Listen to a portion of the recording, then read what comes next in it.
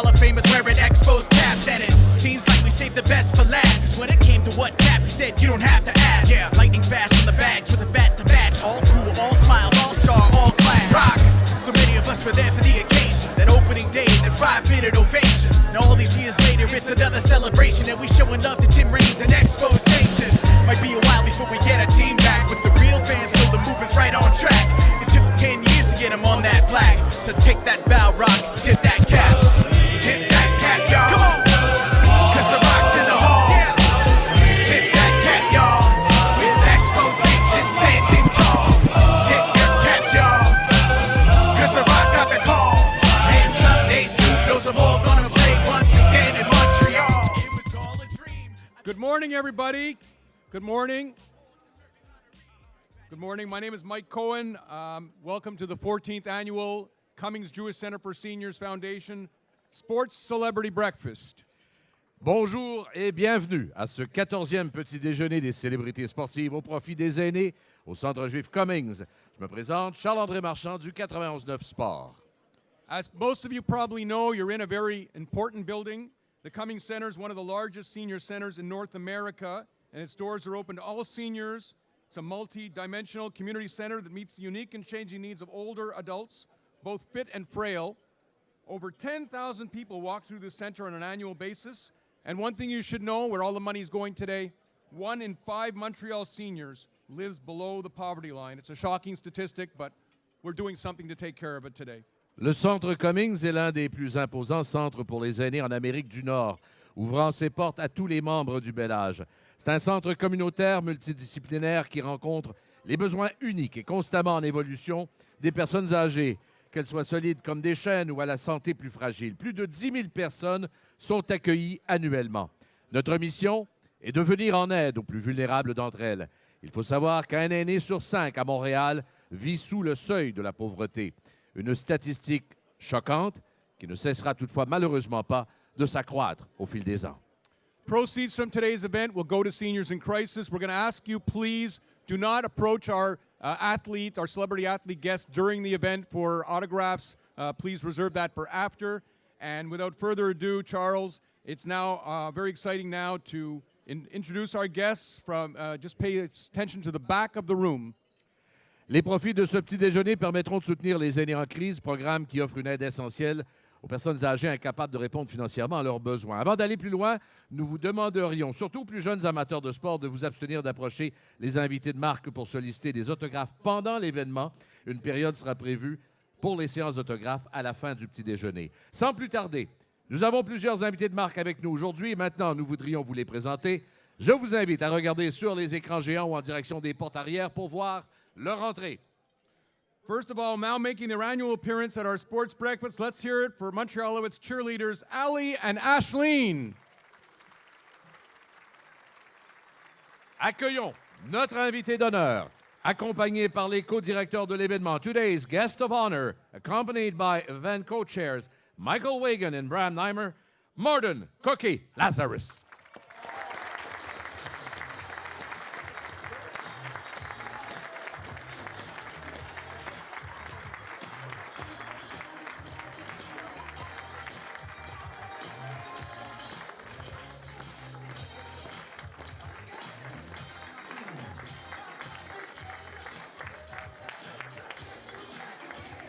Ladies and gentlemen, a very good friends of Cookies and a previous Sports Personality of the Year, the president of the NHL Players Association, Mr. Donald Fehr.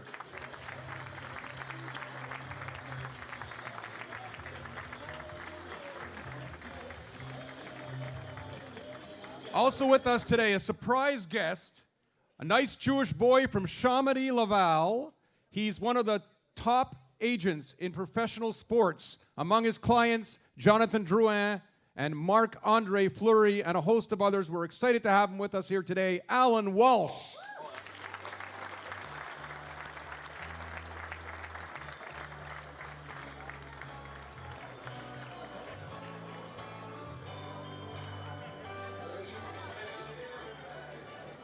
Ladies and gentlemen, our sports personalities of the year, brothers who followed their dreams of becoming professional athletes while getting good education. He was an NHL forward with the Canadiens, Tampa Bay Lightning, San Jose Sharks, Nashville Predators, Columbus Blue Jackets, and is now a senior executive for Del Mar International, a job, by the way, that occurred because he was at this breakfast 5 years ago. He's a commentator as well for RDS. His brother was a long snapper for the NFL's Seattle Seahawks and the Kansas City Chiefs, and he's now a family doctor in Kansas City. Both of them found their paths to pro sports via McGill University. Let's hear it for Matthew and JP Darche.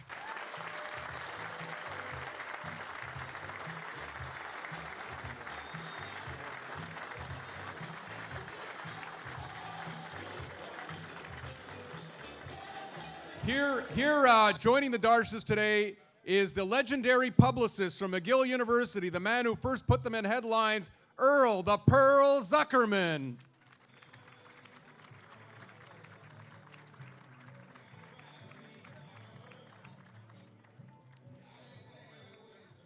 Garde à l'attaque des Chiefs de Kansas City. A right offensive guard for the Kansas City Chiefs. This 6'5", 321-pound giant from Mont-Saint-Hilaire is following a similar path to J.P. Darche. He's playing in the NFL while studying medicine at McGill. Ladies and gentlemen, please welcome Laurent Duvernay-Tardif.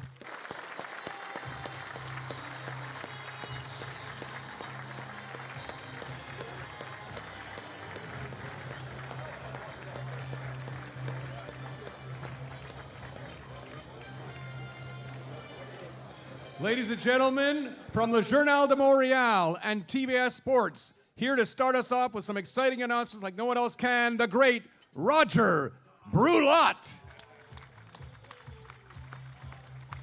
Roger, introduce our next three guests. I had a lot of fun talking to those players when I was doing the baseball for the Expos, but I have to admit, they made me look good. The first one. I have to follow the order. When he came up with the Expos, he was a great second baseman.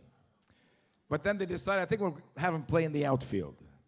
Made the All-Star team left field, made the All-Star team in center field, won a batting championship, 13 years with the Expos, and now a member of the Hall of Fame.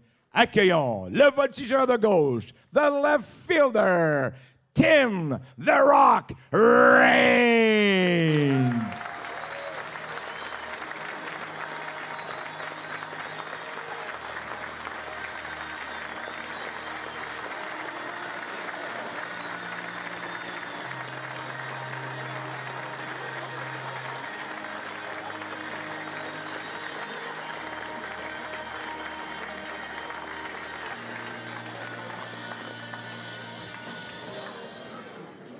When you talk about baseball tradition, la tradition et pas avoir peur d'être fier. Is he outspoken? No. He's not afraid to speak. There's a big difference. When you think of what he did on the field, off the field, and helped baseball, and most of all, made his glory playing softball in Longueuil. But most of all, to have you here in Montreal every year, on the air with Mitch, talking baseball, your passion, what you've done for the city of Montreal, how you helped the team, the Expos, become a winning team when you joined us from the Red Sox.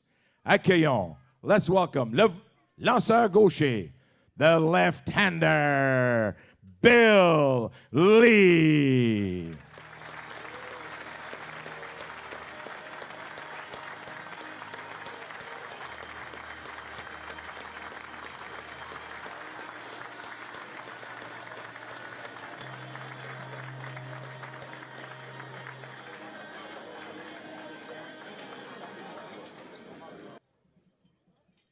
The Expos, we called it Phase 2 back then. Everyone said, what's going to happen? And we think of the young pitchers that came up. The young pitchers that gave the chance to the Expos to become credible, to become a winning tradition. He was part of that. He came as a right-hander, young rookie. I still see him up there, Gullickson, Charlie Lee. And here he comes, that right-hander. Everyone's saying, Dick Williams said, he's the one who has the most talent. Injuries didn't help him, but what talent and what heart. A great pitcher for the Expos. Accueillons le lanceur droitier, the right-hander, David Palmer.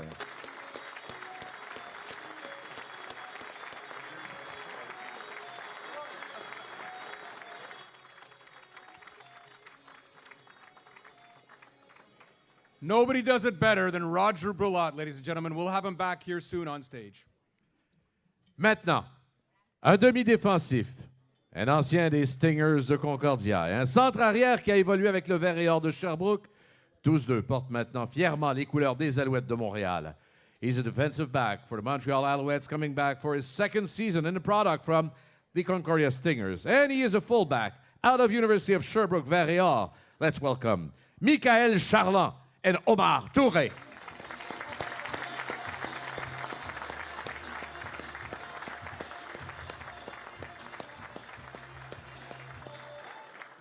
Porteur de ballon étoile avec les Alouettes depuis 2013, a star running back for the Alouettes since 2013. He led the Owls in 2017, rushing for 843 yards on 152 carries, while scoring 5 touchdowns in 14 games. He also caught 44 passes for 312 yards. In 60 career CFL games, Tyrell Sutton has produced 3,156 rushing yards while scoring 14 times. He also has nearly 1,200 career receiving yard. Let's welcome Tyrell Sutton.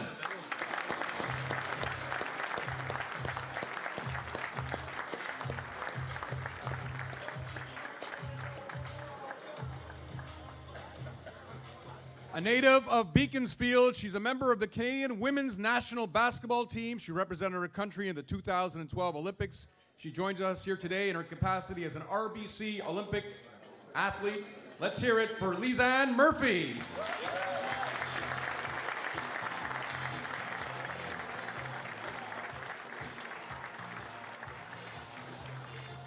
A two-time North American Boxing Federation middleweight title holder, as well as a former WBO title holder. He retired with a 38-3-1 record. Nobody is better than Otis Magic Grant.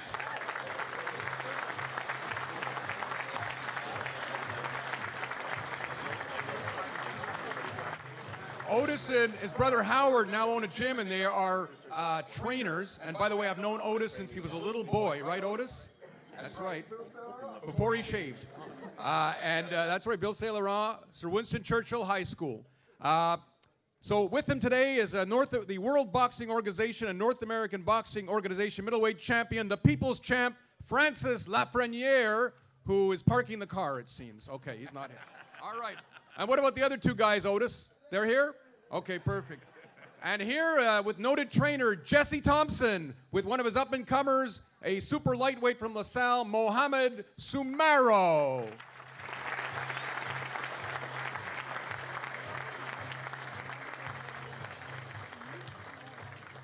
Un personnage clé au sein de l'Organisation des Canadiens de Montréal. He is one of the most important people on his staff with the Montreal Canadiens. Longtime team physician and a mentor for J.P. Darche, Dr. David Mulder.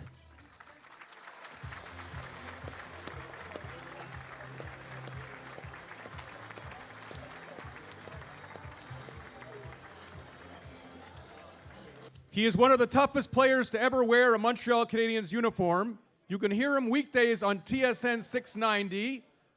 Number 30. He'd be earning $5 million a year right now if he was still playing. Chris Knuckles Nyland.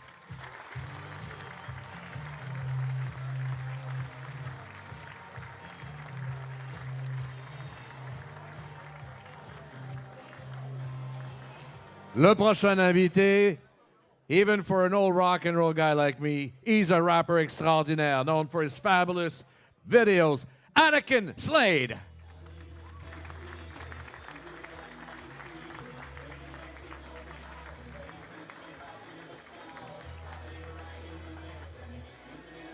He is one of the most exciting players to ever suit up for the Montreal Impact, a former team captain. Today he serves as a broadcaster, analyst, newspaper columnist, and for all you parents out there whose kids want to play soccer, he runs the best soccer academy in the city. You could see him after if you want to sign them up. Check out best11academy.com. The man who put the word cool into cool, Lloyd Barker.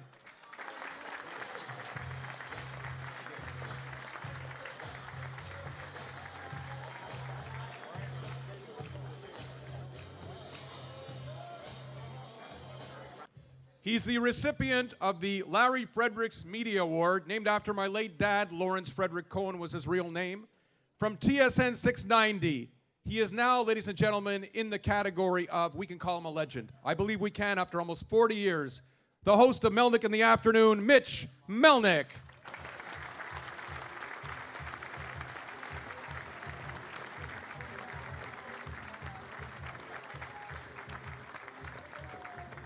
She is the morning sportscaster for CBC Radio, currently on maternity leave, but someone whose career was mentored by Mitch Melnick. Let's welcome back Andy Bennett.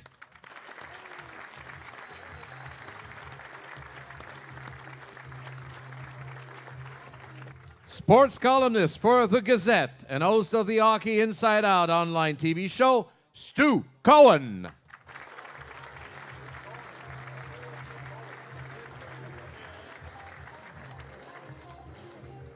From TSN, the host of Weekend Game Plan and a roving reporter today. He broadcast his show live today from 7 to 9:30 a.m. The podcast will be up on various sites so you can listen to what you might have missed.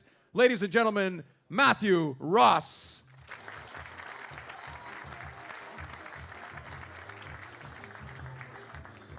A man making his first public appearance, a behind-the-scenes genius as a producer at TSN 690. Let's hear it for Dave Trentadue.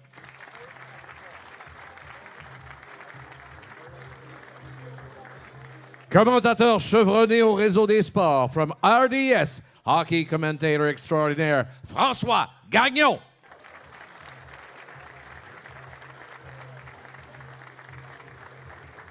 And here with us from CTV News, he's reporting on the event for tonight. He's in the back with his camera.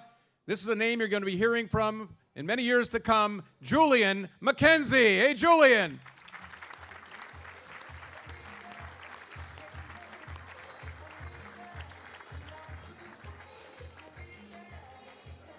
Ladies and gentlemen, there are raffle ticket sellers circulating through the room. I believe it's the McGill baseball team. Is it the McGill baseball team? Let's hear it for McGill, ladies and gentlemen. We may not have the Expos, but we have the McGill Redmen on the baseball field. And also with us today, by the way, let him take a bow. Where's Johnny Elias? The legendary Johnny Elias is here with us today. Thank you, Johnny. Johnny, way to go, Johnny.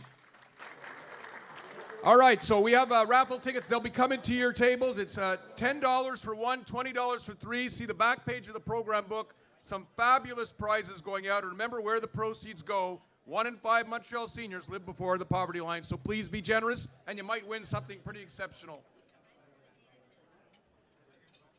Je voudrais maintenant accueillir à nouveau les deux co-directeurs de notre événement. I would like to welcome back our event co-chairman, Mike Wagan, Bram Namer, to the podium, please.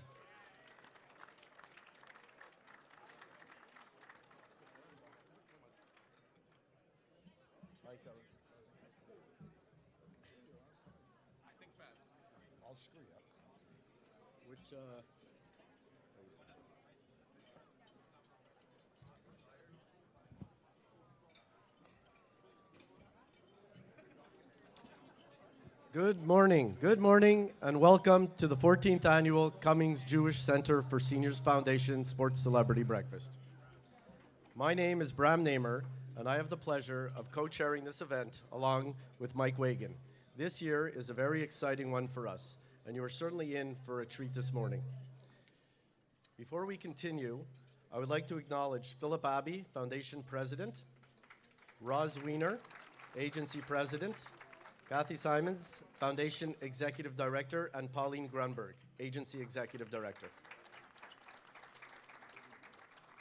Also, a special thank you to our supportive government representatives who are here with us today, David Birnbaum, Member of Parliament for Darcy McGee, and Parliamentary Assistant to the Minister of Education, Recreation and Sport, and Parliamentary Assistant to the Minister responsible for higher education. In the House also are past honorees, Alan Maislin, Roy Solomon, David Bazov, Mitch Garber, and Joe Leonoff. Thank you. Congratulations to guest of honor, Morden Cookie Lazarus, esteemed attorney, businessman, and philanthropist, Cookie has played a key leadership role in the breakfast for many years and is a great friend to our foundation. Also being honored as Sports Personality of the Year are brothers JP and Matthew Darsh of NFL and NHL fame. Additionally, we are delighted that Expo's Baseball Hall of Famer Tim Raines is here today as well. We recognize him for his invaluable contribution to Montreal baseball history. This year, we once again have had the privilege of working with a stellar organizing committee, who worked tirelessly to make this event a success. We could not do it without all of you. Our thanks to Mike Cohn for his invaluable contribution since the inception of this breakfast 14 years ago. Aside from everything else Mike does, and it's a lot, he also MCs the event along with Charles-Andre Marchand. Merci à vous. We would also like to acknowledge Harold Greenspoon, founding chair of the Sports Celebrity Breakfast, who passed away this year. Harold, you started it all. Merci les members of the committee, Jack Dim, Jack Gurovich, Bernie Leibovitz, Stephen Lesser, Buddy Manis, Ricky Schnerbach, Steve Stein, David Tavaroff, Herb Zurkowski, for their dedication and their hard work. To our foundation team, Harriet Krakauer, Annie Bensoussan, Diane Dupuis, and Michael Beagleman, kudos on a job well done. Special appreciation to Susan Rosansky, who coordinates much of the logistics of this event. It's not an easy task. Thank you, Susan. Mike? Thank you, Bram. Let's see if we can do this. This is truly a very special morning for me personally. 12 years ago, I began chairing this event, and after the very first one, while the food was not half bad, it was clear to me we were missing a cookie on the menu. Looking back at the event for over a decade now, there's no doubt that my single best accomplishment was recruiting Cookie to join our cause. If not for his tireless efforts over the last decade, we would never be where we are today. So I can't think of a more deserving guest of honor. Congratulations, Cookie and Jody. It's been a... Where are they? It's been an absolute privilege to have had the pleasure to share all those remarkable and rewarding memories with you both. Over the last decade, we have also attempted to couple this sports breakfast event with a host of guests providing many meaningful lifestyle stories. Today, you will hear of more such great stories, including Matthew, Jean-Philippe, J.P. Darsh, and Lauren Duvernay-Tardif. They have all achieved so much success with their professional careers, but as you will shortly learn, this is only one element of their true overall individual achievements. Congratulations to all of you. Having Montreal's very own Hall of Fame baseball star, along with Mitch Melnick, who I know loved to watch him play, to round out our awards recipients clearly makes this one a very special morning. Congratulations, Tim, and thank you for being with us this morning, and Mitch. To all our sports and media celebrities here today, you make this event so truly enjoyable, and for all of our guests who just love being around you. We truly appreciate and thank you for taking time from your busy schedules to support this worthy cause. I'd like now to ask you to please direct your attention to the big screens to view a brief video that will give you a sense of why we work so diligently to raise funds for our seniors. Place this foundation makes it possible for people like myself and others to come. It's a blessing.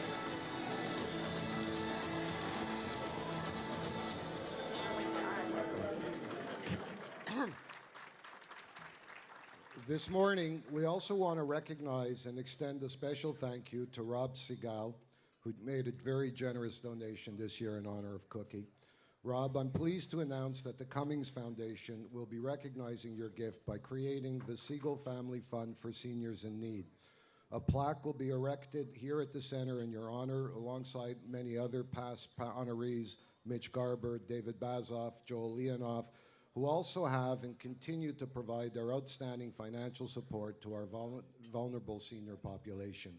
Thank you so much, gentlemen, for all you've done and continue to do for us.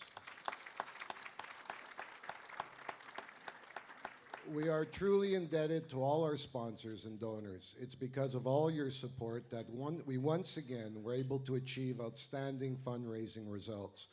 We are thrilled to announce another record-breaking year for this event, which will raise in excess of $335,000. Our seniors, thank you.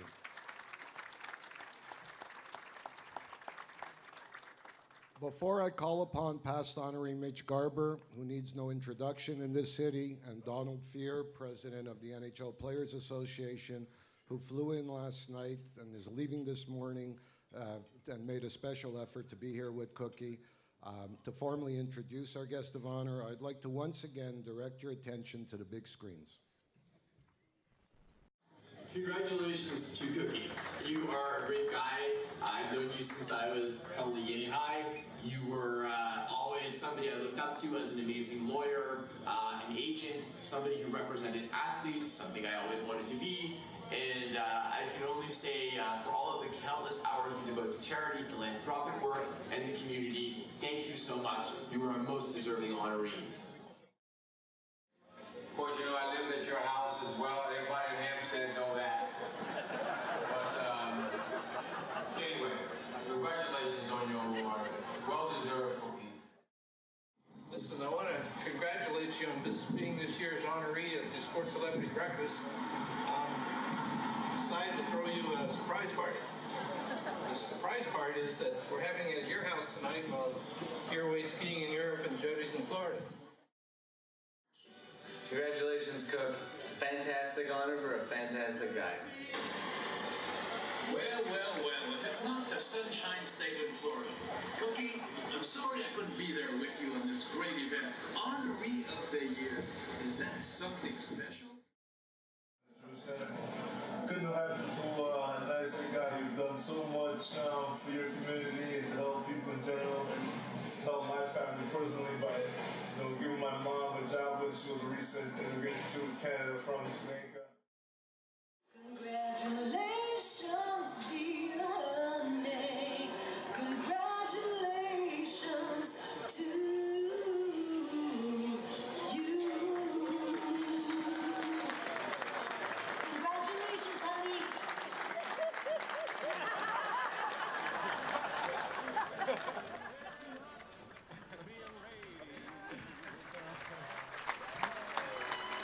Cookie, we're going to let you take a little rest. We're going to change this up a bit. I'm going to ask Francois Gagnon and Mr. Donald Fehr to come up because Don has a flight to catch. So we're going to do this episode first, okay?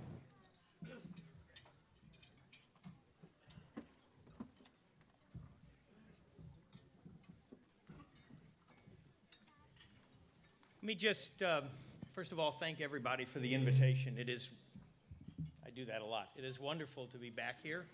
It's wonderful to be with all of you. It's a great cause and a great event and a great honoree. And it's really nice for me to see some of my old friends and constituents, both from the baseball days, David and Bill and Tim, Matthew, who was with me in the negotiations first time around in hockey, and met his brother today too, whom I discovered lives a stone's throw from where I grew up. So we've got connections all over the place. Just a word or two about a couple of those people, things you may not know. When I first joined the Baseball Players Association as general counsel, we had a grievance for Mr. Lee. To this day, he is the only player in either league who ever gave me instructions as to what to do with the grievance all the way through, but it worked out. And just a brief story about Tim that I probably think he's never heard before. You hear a lot about baseball analytics and statistics. But back in the early 80s, we were trying to develop the first computer programs to handle statistics for purposes of salary arbitration. And I was working with a former player named Mark Belanger, who was on staff. And we actually developed computer algorithms. This is back in 83 or 84, which demonstrated that Tim and Ricky Henderson were more prolific offensive performers than all the big sluggers were. And now, of course, analytics dominates the game. It's a long time ago, but I'm glad it's worked out. Well, let me talk about Cookie for just a couple of minutes. I'm really privileged to have the opportunity to be here. And I want you to know that he really is a famous guy. I just hit Google last night and typed in his name to see if there was something I didn't know.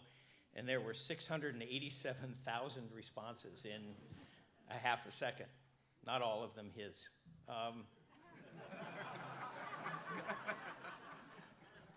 I met him first in 1978. I just joined the Baseball Players Association at that time, was the general counsel. And I remember that a fellow named Richard Moss, who was the first general counsel of the Players Association back then, and Steve Rogers, which is a name many of you may remember, who was still obviously the ace of the staff up here at the time, said, you got to meet this guy. When you go to Montreal or when he comes to the office, you got to meet this guy. He's really special. And I remember asking Dick Moss why he was really special, and he sort of smiled and he said, well, he's a real tough cookie, and he'll tell you what the agents are like. And he told me a few other stories, and I had this mental image of a big, lulking guy that was going to push the owners around and tell them what to do. I didn't meet the tough guy that I was expecting to at the time. But it wasn't too long before you figured out what the genius was. Part of it was preparation, but most of it was that inside this soft exterior and sort of velvet on the outside and smooth and creamy speech and delivery and all the rest of it, there was sort of a spine of steel. You could go so far, and then you couldn't go any farther.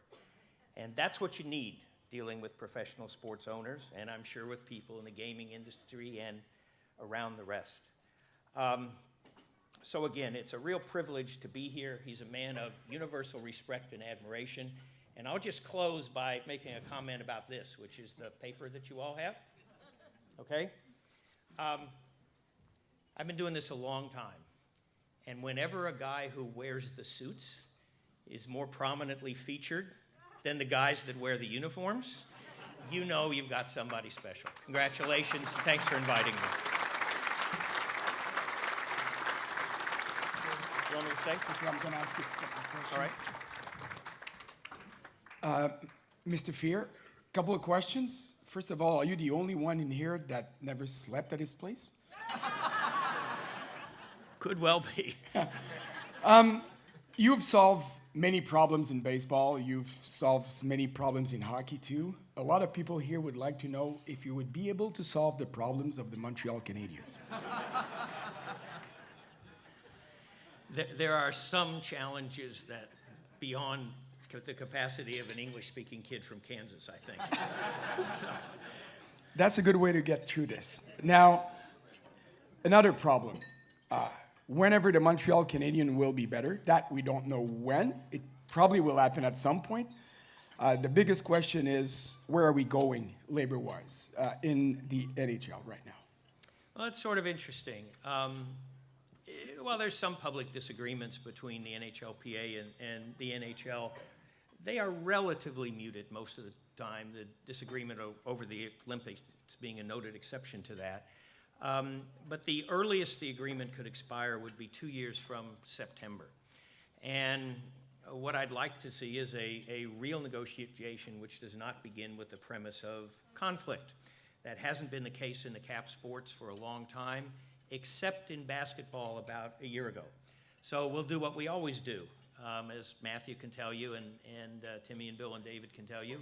You prepare for the worst and you hope for the best. Can this sports go through the worst again? One of the myths, I think, is that for the most part, bad labor relations hurts the business.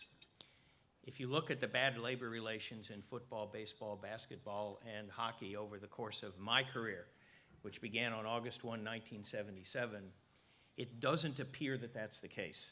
And Marvin Miller, who was the man who basically set the mold for sports unions and my first boss, essentially said this, that the product is so good, it's almost impossible to screw it up.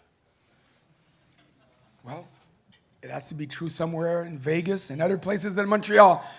Speaking of Vegas, one last question. Are you surprised by the result that occurred this season in Vegas for the Golden Knights?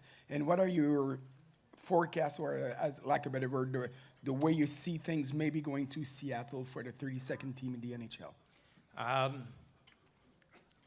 I think the NHL is very interested in Seattle. Obviously, it's a great city. It's a great market. Geographically, it fits in well. They've just got to get the arena built, actually. Saying you're going to build it and putting the spade in the ground and then finishing it are not the same things. So hopefully that'll be the case. As to Vegas, I was not surprised at the crowd size and the basically sellouts they have all the time, essentially because we always thought that in one fashion or another between the casinos and the novelty, they would fill it.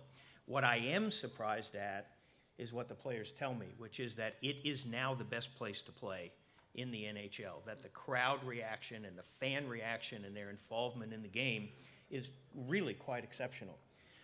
Nobody predicted their success on the ice. That came completely out of the blue. But it's really nice to see. Mesdames, Messieurs, ladies and gentlemen, Monsieur Donald Fehr. Thank you. Thank you very much. Safe travel.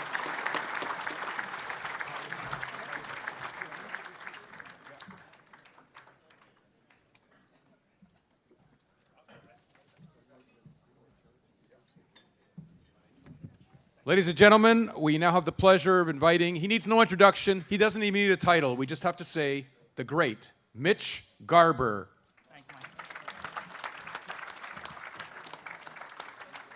Thank you very much, Mike, Mr. Fehr. Nice to finally meet you. I didn't believe Cookie knew you actually for the last 30 minutes. I understand today the true meaning of philanthropy. The true meaning of philanthropy is when you give uncomfortably of yourself. And Cookie Lazarus is someone who does not feel comfortable getting a lot of attention, who does not seek publicity. And the fact that he was willing to do it today for charity is the meaning of true philanthropy. I often have the honor of introducing people, but rarely like today. Firstly, surrounded by so many friends and family of mine and Cookie's. Secondly, surrounded on a Sunday morning by some of the most successful and tenacious people that I know. The Darsh brothers. And as I look at your table, you know, if you were a Jewish family, Matthew, you would be the disappointment.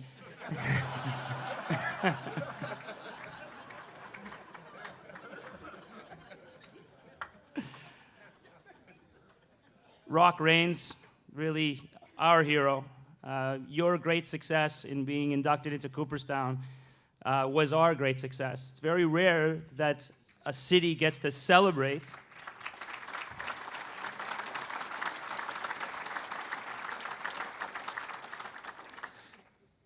Rock, when people get awards, it's usually for them, and your award was really our award, and we share it with you. One of my best friends since 1991, so it's 27 years, is being honored today, so a rarity for me that both Cookie and Mitch Melnick are being honored in the same day. And so I'm very, very excited to be here. And then you got the Spaceman and Laurent Duvernay-Tardif and Dr. Mulder and Otis and Chris Nyland at $5 million a year. And a long list, Otis, a long list of all of you and more that people will become familiar with this morning. I mention tenacity because it's the single best way to describe Cookie Lazarus as well. Cookie's a 76-year-old lawyer and philanthropist, but he's more than a lawyer and philanthropist. Cookie's a machine. In the early 70s, he represented athletes before there was such a thing as sports agents. Mahovlich, Schutt, Singleton, Foley, Crow. Cookie was everywhere in the early 70s. When charity was in its infancy, Cookie and his late first wife, Maxine, hosted hundreds of people each year at the JDRF Bike-a-thon. He continued to bring the same tenacity to every area of law he practiced, including the gaming practice that we started together, and the same commitment to charity, fighting breast cancer hand in hand with his wife, Jody. And they continue that fight today. Today's breakfast exists and is successful in large part because of several people, but in my mind, none more than Cookie Lazarus. And as I stand here, the son of Cookie's first friend, who died 29 years ago today, with firm written instructions for me to follow Cookie and his advice, I hope that he'd be satisfied with the results of both of us and all that we've both been able to achieve together over the last 29 years. So,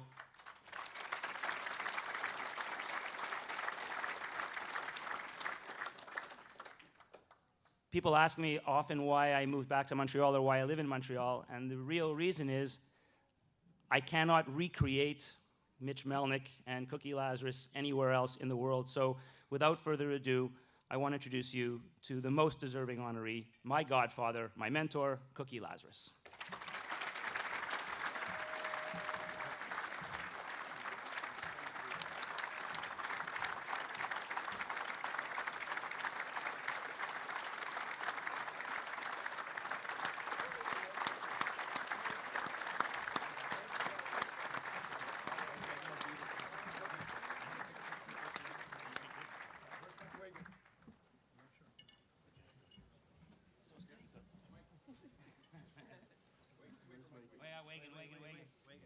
Let's go, Wagan.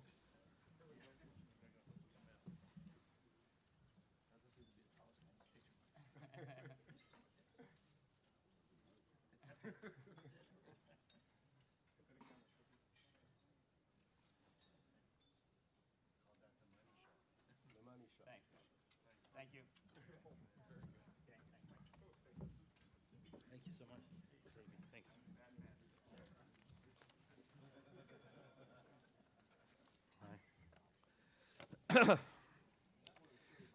Yeah. Oh, I think I need my glasses. First of all, before I want to actually start what I have prepared to say today, I wanted to take a moment to thank Steve Merling and Dan Vigderhouse for that amazing video. I don't know how you did it and when you found the time and how you got a hold of all those pictures and whatever, but just want to know it's very much appreciated, and it certainly made me feel very well received. So thank you very much for that video. Begin with, I have many thank yous to deliver for this wonderful tribute that I've received, and I would like to start with the executive committee members of the Cummings Center who are involved each year with making this event the most successful sports breakfast of the year in Montreal. And to Herb Zurkowski, who's in Vancouver, who couldn't make it, the iconic sports reporter, and a member of this committee, I promised him that I would try to make this speech memorable. So, firstly, can you get a better duo of persons introducing you than Mitch Garber and Donald Fehr?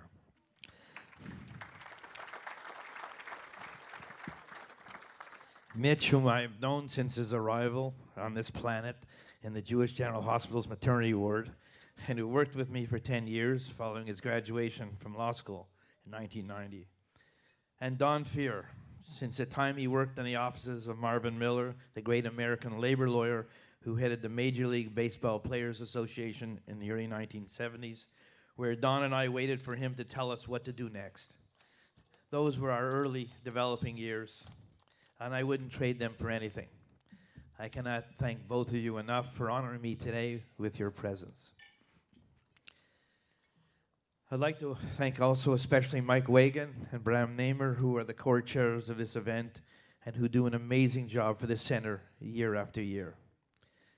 And to Mike Cohn, who does an equally formidable job orchestrating all segments of the event, along with Charles-André Marchand. And most importantly, I'd like to express my sincere gratitude to the women of the Cummings Center involved in the persons of Susan Rosansky, Kathy Simons, Annie Ben-Sassoon, and Harriet Krakauer, who do an outstanding job each year and deserve a huge thank you from this audience.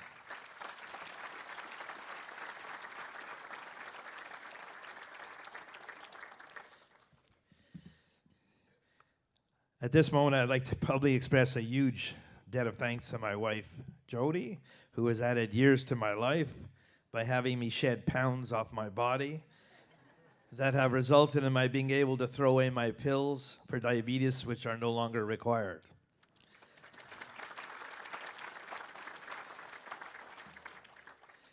A guy couldn't ask for a more caring and devoted better half than what I have in the person of Jody. And I always tell my kids that I'm the luckiest guy on the planet, the result of having been fortunate in 2 marriages. Their mother was also very special, and I have 3 terrific daughters and 2 very caring stepdaughters, I guess, who have done a great job bringing me up. So, For my next set of thanks, I'd like to thank all of my immediate family members who reside in the U.S. who have felt that this was an event that required their attendance, and they have shown up. The persons of my children, Robbie Lazarus and Jennifer Lazarus, and their husbands, Keith Halpern and Jason Barrick, and my 5 grandchildren who are here from those 2 unions, namely Jake, Garrett, Kate, Brooke, and Brett. Can't get better names than those. My oldest daughter, Lisa, and her husband, Rob Coviello, and their children, Julian and Stella, as you know from the video, are living in Singapore and unfortunately couldn't make this event. And lastly, as part of my immediate family, I'd like to also thank my acquired daughter, who is here today, namely Lindsay, and her husband, Phil Dabrowski, and my other acquired daughter, Brittany Robbins, who lives and works in New York City, who couldn't be here with us today. For another segment of thank yous, I'll get through them soon. I'd like to mention that so many of my good friends over my lifetime have come here this morning to support this event and have contributed substantially to its success. I would like to express my sincere gratitude to them and as well to our donors, sponsors, advertisers, all of whom are here to endorse this wonderful cause to support seniors in crisis, which charity has been very near and dear to me for the past 11 years. I have to especially mention Mitch Garber, David Bazoff, Joel Leonoff, and the group at PaySafe, namely Doug Lewin and Neil Ehrlich and Benji Dolphin, and Rob Siegel, who have made substantial donations in my honor, to whom I am humbly grateful and very appreciative on behalf of the Cummings Center. From a personal standpoint, it has become a real joy to be involved with the Cummings Center in regard to this sports celebrity breakfast these past 11 years, and to simply walk around this building and watch how people's lives are made that much more livable for seniors in crisis, which is a gift that always keeps on giving. Not only for those who are the beneficiaries of the Cummings Center's largesse and all of its good works, but for all those as well who work and contribute to its success and its impact on the community throughout the year. From a personal perspective, getting involved in working for great causes and or charitable foundations can be most rewarding from both a personal and a business standpoint. Those involvements will help you to grow and meet great people. The rewards of giving are infinitely more than receiving, and I, for one, have developed some of my best friendships from these types of initiatives. As a consequence of my involvement with different charities and charitable foundations from all sectors of life, some of my best personal and business relationships have developed and progressed. There is no greater feeling in this world than the feeling one gets when you can do something to benefit someone less fortunate than you. By being involved in charitable work, it keeps your ego in check, and you can tell yourself each day, there but for the grace of God go I. One of my greatest thrills in life has also been to find opportunities to succeed in life for a deserving young person, either by mentoring that person or by finding that person a suitable opportunity that has a path to success. In my personal life, I can safely say that I've created achievers in many situations, some of whom are here today, and most importantly, as regards all of my 5 daughters. I've always been impressed with their work ethic and remain impressed on a daily basis with how they handle their families and balance their careers at the same time. That result comes only from staying humble, close, and involved, and it is one of life's lessons.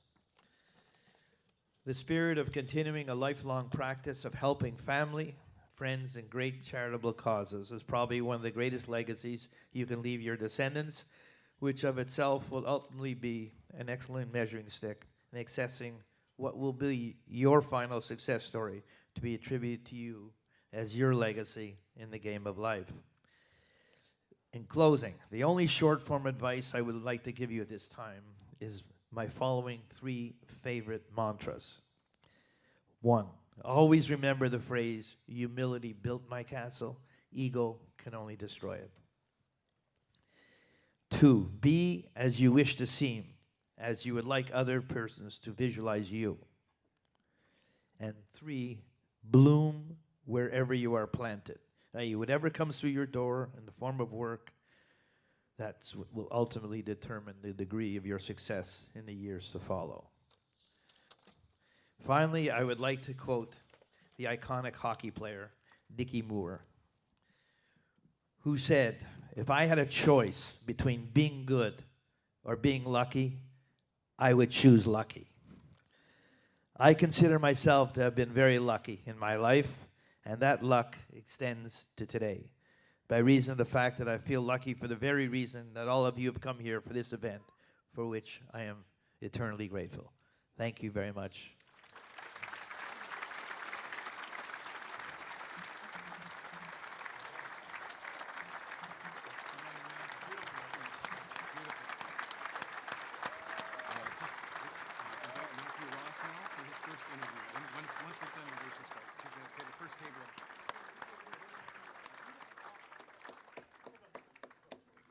I'd like now to invite Matthew Ross for his first interview.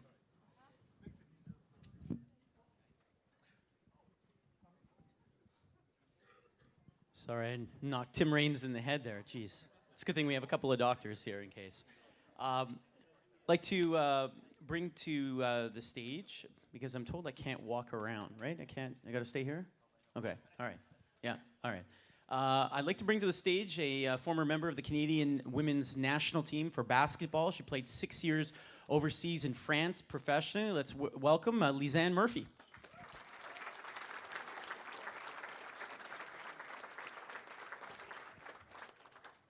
Lisanne, you've been overseas, you've accomplished a lot, you've represented your country, you've played professionally. Any one highlight? Ooh, I've had a lot. I've been really lucky to have a great career. I would say the first time that I know we might have a lot of Americans in here, but we won the gold medal at the Pan Am Games, and it was the first time Canada basketball ever beat Team USA, so that was a pretty good highlight. That's awesome. That's fantastic. Now, you also work with the COC, right? You were in Pyeongchang working over there. Forget all the other thing. Virtue and Moya, are they really a couple?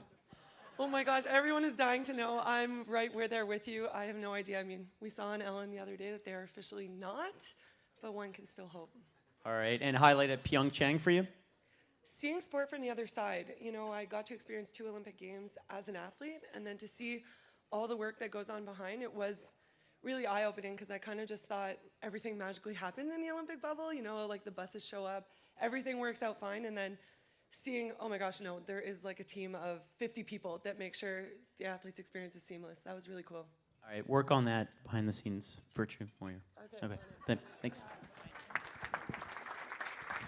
Thank you very much. I'm going to bring Francois Gagnon back up here to talk to a surprise and very special guest who is joining us today. Francois?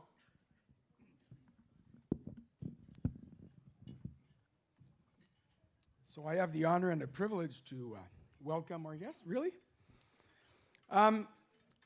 Remember earlier I asked Donald Fear if he had any solutions for the Montreal Canadiens. You saw how bright he is and how politically correct he's been.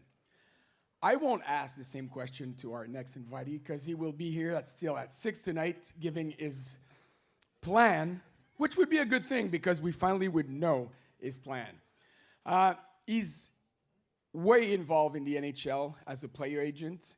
He tweets more often than Jonathan Drouin scores goal. Ladies and gentlemen, please welcome Alan Walsh.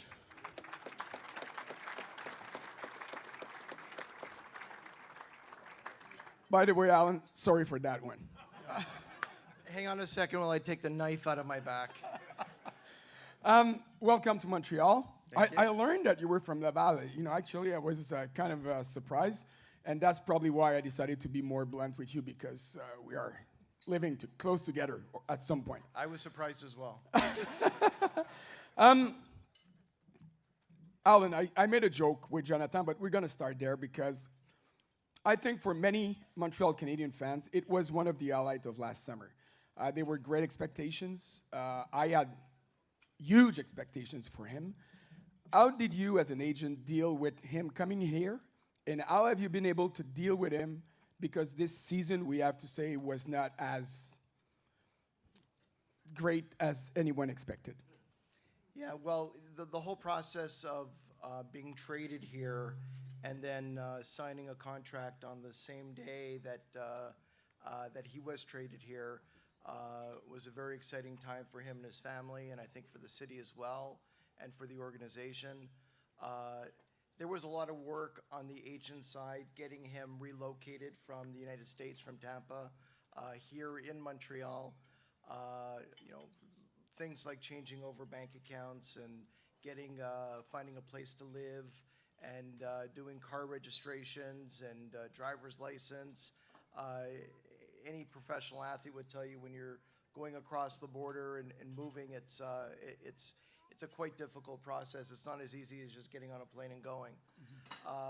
But Jonathan said something on the day that he was traded. He said, it's my dream come true to play for the Montreal Canadiens.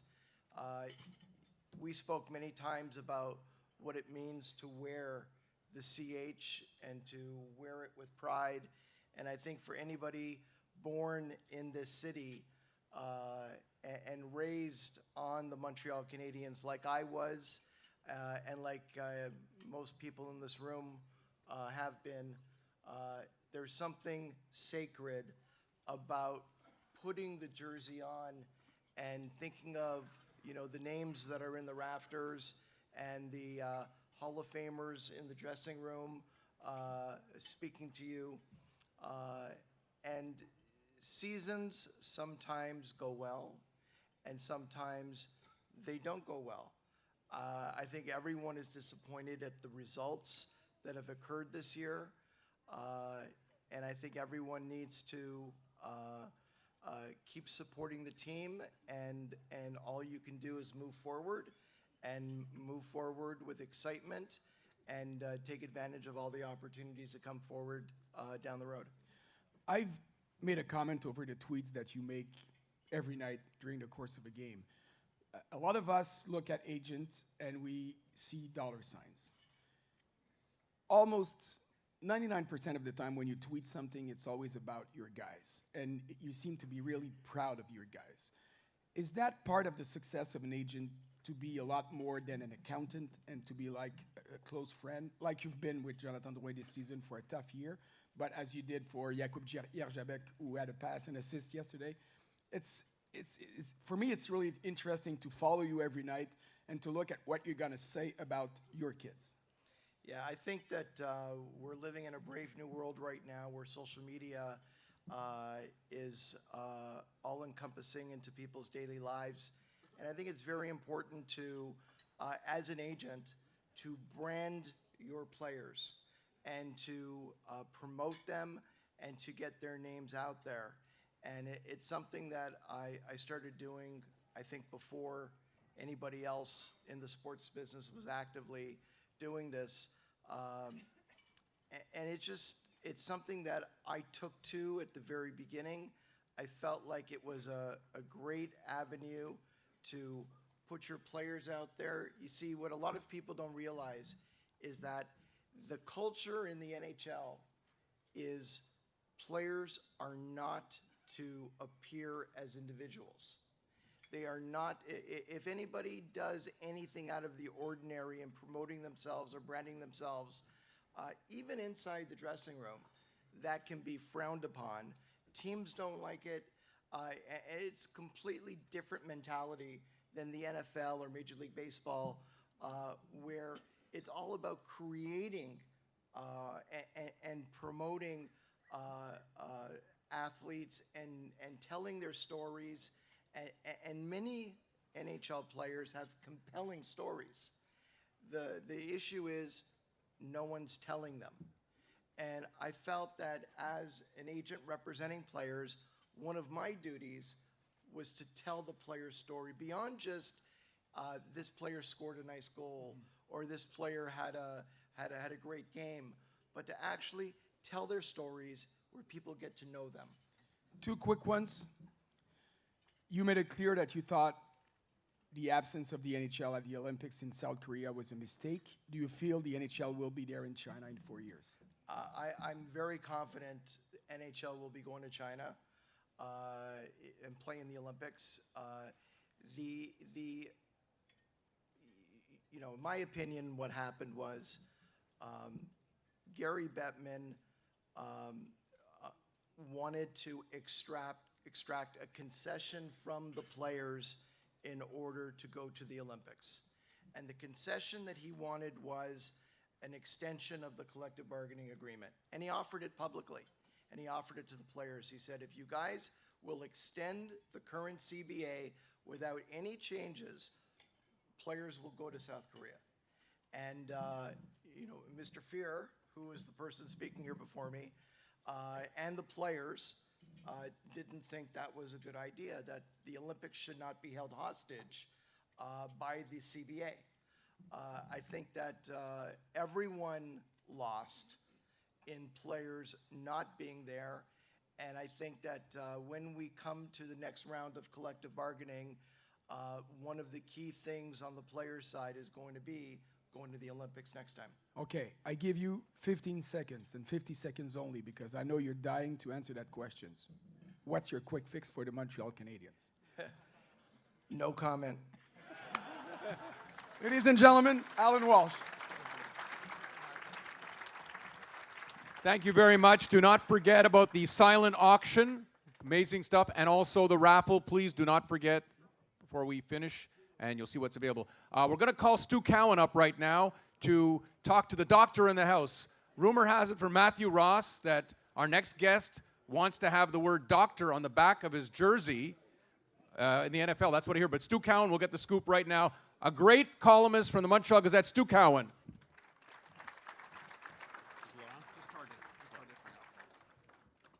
Fans here, a lot of Montrealers like the NFL. Some of them have favorite teams. Some of them might not have a favorite team yet, but the gentleman I'm going to introduce here would give you a pretty good reason to cheer for the Kansas City Chiefs. Laurent Duvernay-Tardif.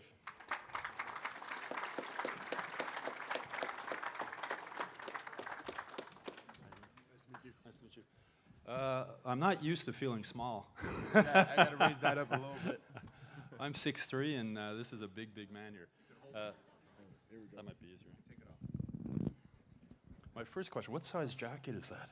Well, it's custom. There's nothing that fits me. You know, when you when you try to get actually, you want a good story? Yeah. That jacket is like at least 5 years old because I mean, I lost all my stuff at the Olympics. So I went to the Olympic in South Korea, and I left all my jacket over there. Okay. And they're like on a container somewhere in the Pacific, and they're going to be back in like 3 months when I'm going to be back in KC. So that's what I'm wearing right now. Nobody would steal it because nobody else would fit in it.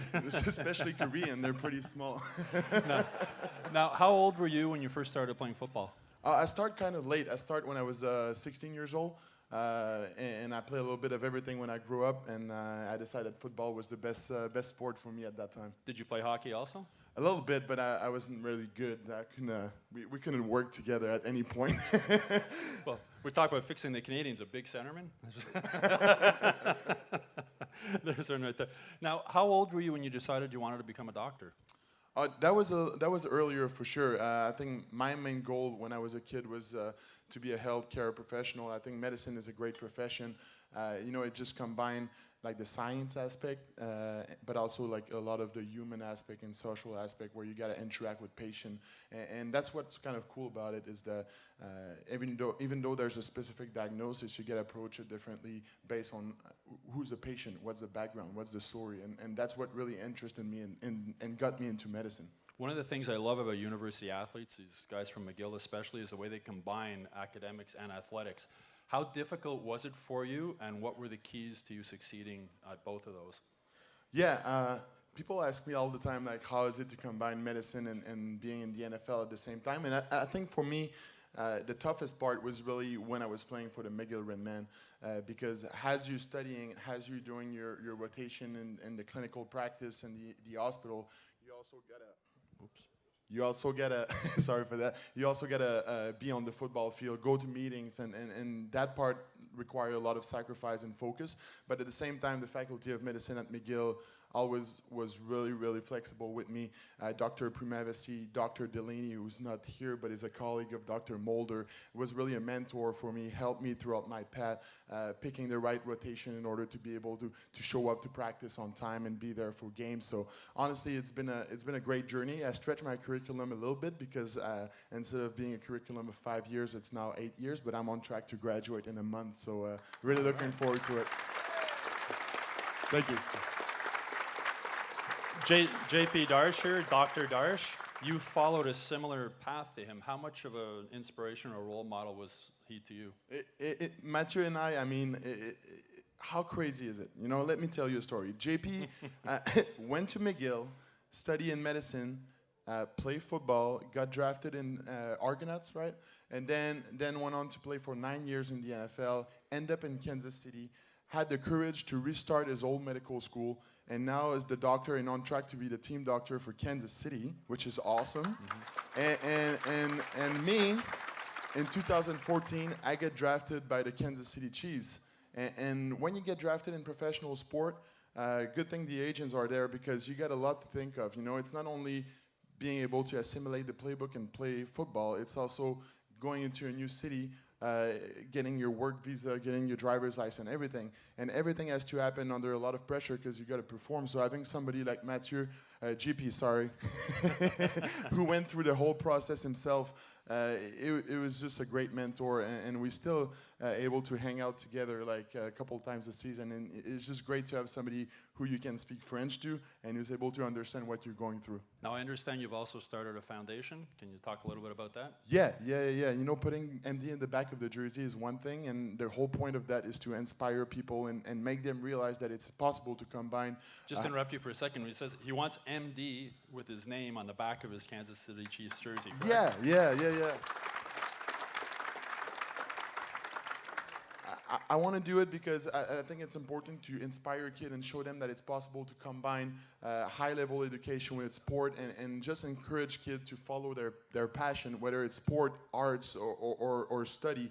And that's the whole point of the foundation. We just launched, we basically rebuild a whole school bus. That's our project right now. We're going all across different university campus in Quebec and Canada, and we're bringing primary school to us and organize days of activities. And I think it's just to like show them that it's possible to combine education and high-level sport at the same time. So that's the whole point of the foundation. How much do your Chiefs teammates know about Montreal? And have you taught any of them some French yet? Well, you know what? When I got to Kansas City, people were a little bit laughing at me because my English was terrible. It's getting better now. But also, like, I was a doctor and all that stuff. And I think now all those attributes is kind of what make me unique, and people are really curious. So I bring a lot of teammates back to Montreal every year during the off-season, and they just love it. Well, as I said, if you're looking for an NFL team to cheer for, Kansas City Chiefs. Here we go.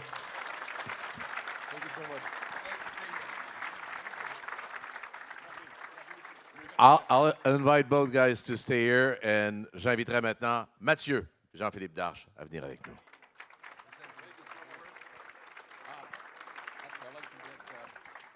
Dr. Mulder and Earl Zuckerman, if you could come up. So we're going to present the award. Two men who played a big role in their lives. Earl Zuckerman and Dr. Mulder, if you come join us for a photo, please.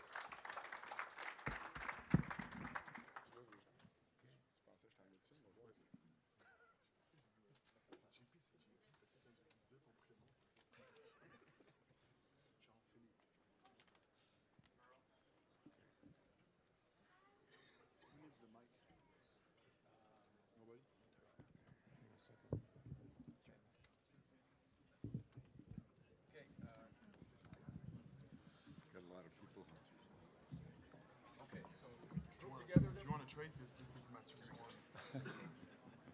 Okay. That's Matthew's.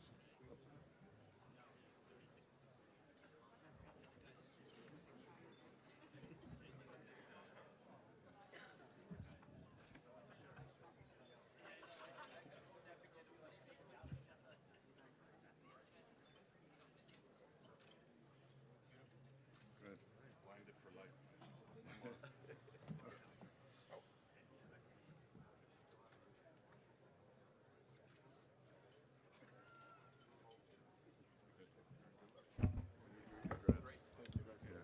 Back to Stu. Stu Cowan, come back. Congrats. I'm going to give you my card. I work at this. That's your one.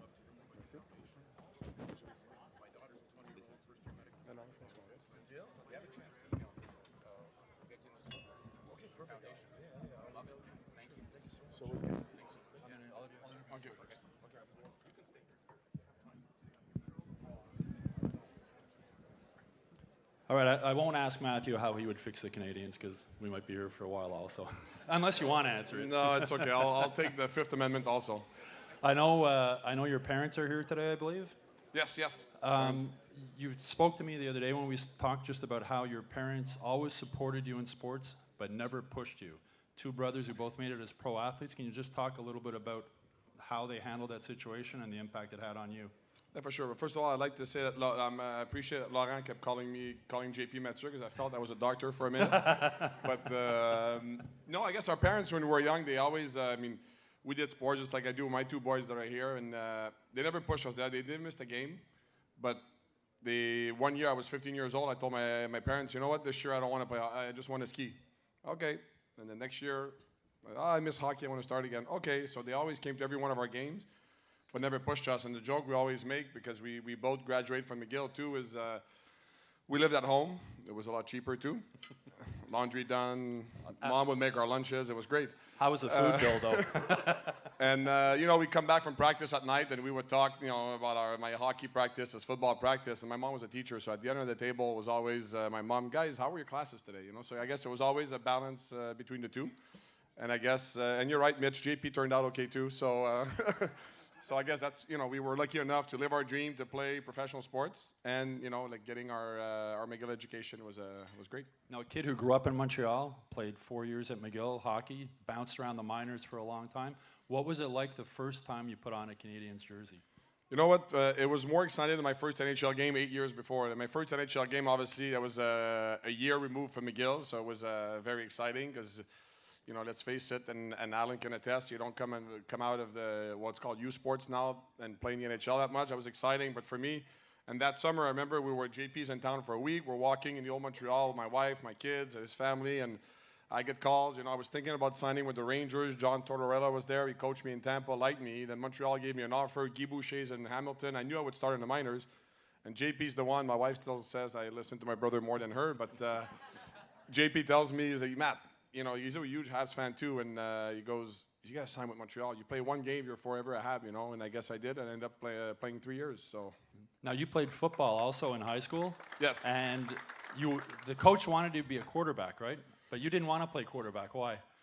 I guess I wanted to do like the older brother. It's who knows if I would have been good at quarterback, who knows? But I said, I'll do like JP, and we played, that's the thing with kids now. Like we played so many sports. I talked a lot with Tim Raines last night, which we were both big Expos fans. To see Tim here and Bill Lee and Dave Palmer it's a nice honor for us to be here with them. But we played baseball growing up till we're 15. Like I told Tim yesterday, us playing baseball here is like maybe in Florida playing hockey, so it wasn't maybe that big of a deal. But we played baseball, we played football, we played hockey, so we played a lot of sports, and I guess that's what made us better athletes. And a lot of people don't know, Tim might not say, but he said he never got a scholarship for baseball, he got a scholarship for football. So, the more sports you do, the better you'll be in your main sport. So that's what we did growing up. And school, a lot of sports, so we couldn't get in trouble. We had no more time to get in trouble. Now, the first year you were at McGill, you played football and hockey, right? On the same team with your brother? Yes, I did. Actually, I got recruited at McGill for football. I was in prep school, thanks to Mike Morovich that's here. I went to Choate in Connecticut, and I turned down the scholarship in the U.S. because the coach, Charlie Bailey at McGill, called me, if you come here, we'll let you play football and hockey. So I came to play with JP again. I guess I followed the older brother again. And after a year with 5 classes, it was kind of a lot. And I picked hockey, although I had a better, actually I had 1 assist my first year at McGill. So I guess there was a big jump after that. Well, think of this, his first year at McGill, he played for the Redmond hockey team, the Redmond football team, had a full course load also. The time management skills you learned from there help you in your job today. And this breakfast has a little bit to do with the job you have today. If you want to just maybe talk about that a little bit. It was 5 years ago, 6 years ago after the last lockout. Like Don mentioned, I was, which Don, by the way, is a brilliant guy. I always said spending 6 months with him was like doing an MBA in 6 months. And they honored Don, so I came, and that's where I met Mike Wagan. And we went to lunch a few times. I met the Cutler family. I met the whole gang, the old executive at Delmar. They asked me, you want to come and work for us? I was like, why not? So, so I guess 5 years later, I'm still there, and I really enjoy it. They treat me great. So this breakfast, I guess, now it's honoring my first career, but that's what launched my second career. So it's I'm always grateful about the opportunity to be here. All right, I'll get you to pass the microphone to your brother, Matthew Yes. Darsh.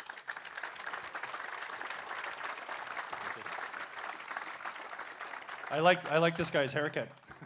Same barber. Now, Dr. Darsh, I understand now you're doing work with the Kansas City Royals and going to be starting with the Kansas City Chiefs. How does having been a pro athlete and now being a doctor for pro teams help you? In what ways does that help you?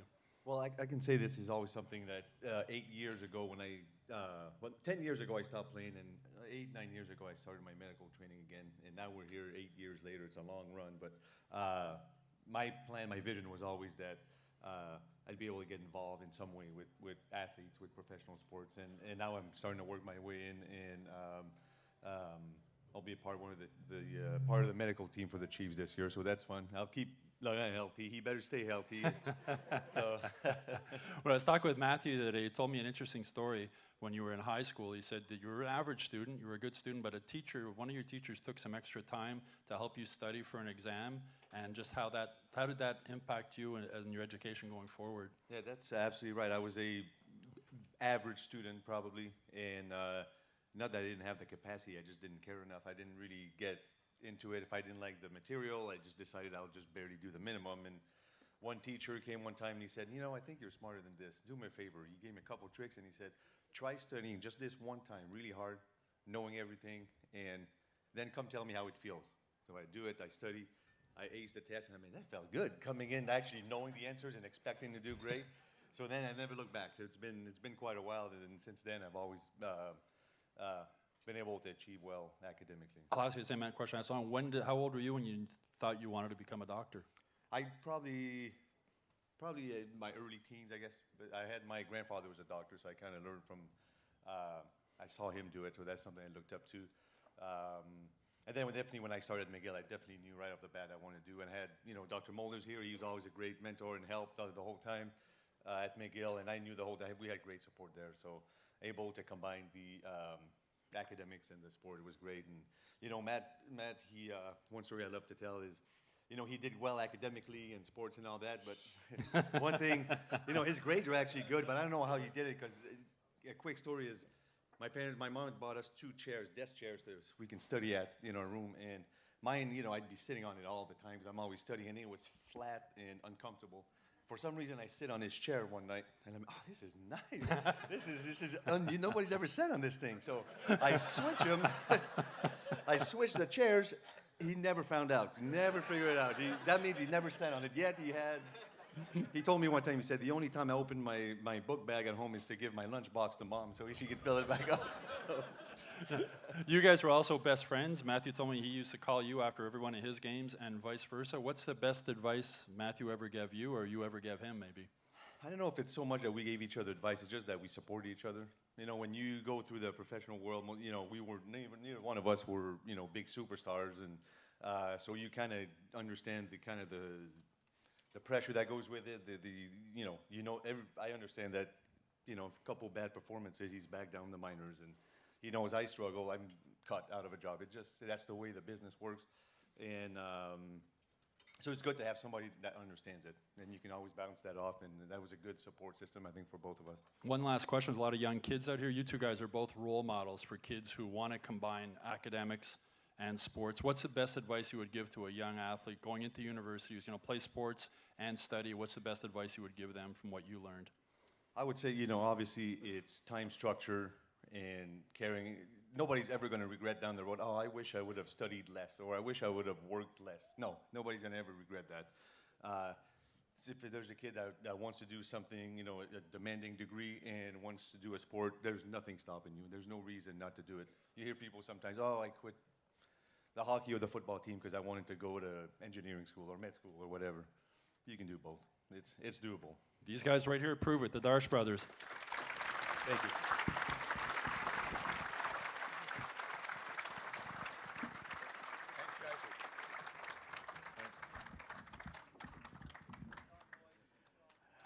Avant de vous présenter notre prochain invité, before we go further, I'd like to remind you that there are raffle ticket sellers circulating through the room.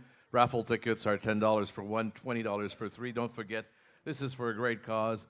1 in 5 Montreal seniors lives below the poverty line, and all the proceeds go to the foundation. And the silent auction. And we have also outside the silent auction that's still going on. So please take a look. There's some very nice items over there.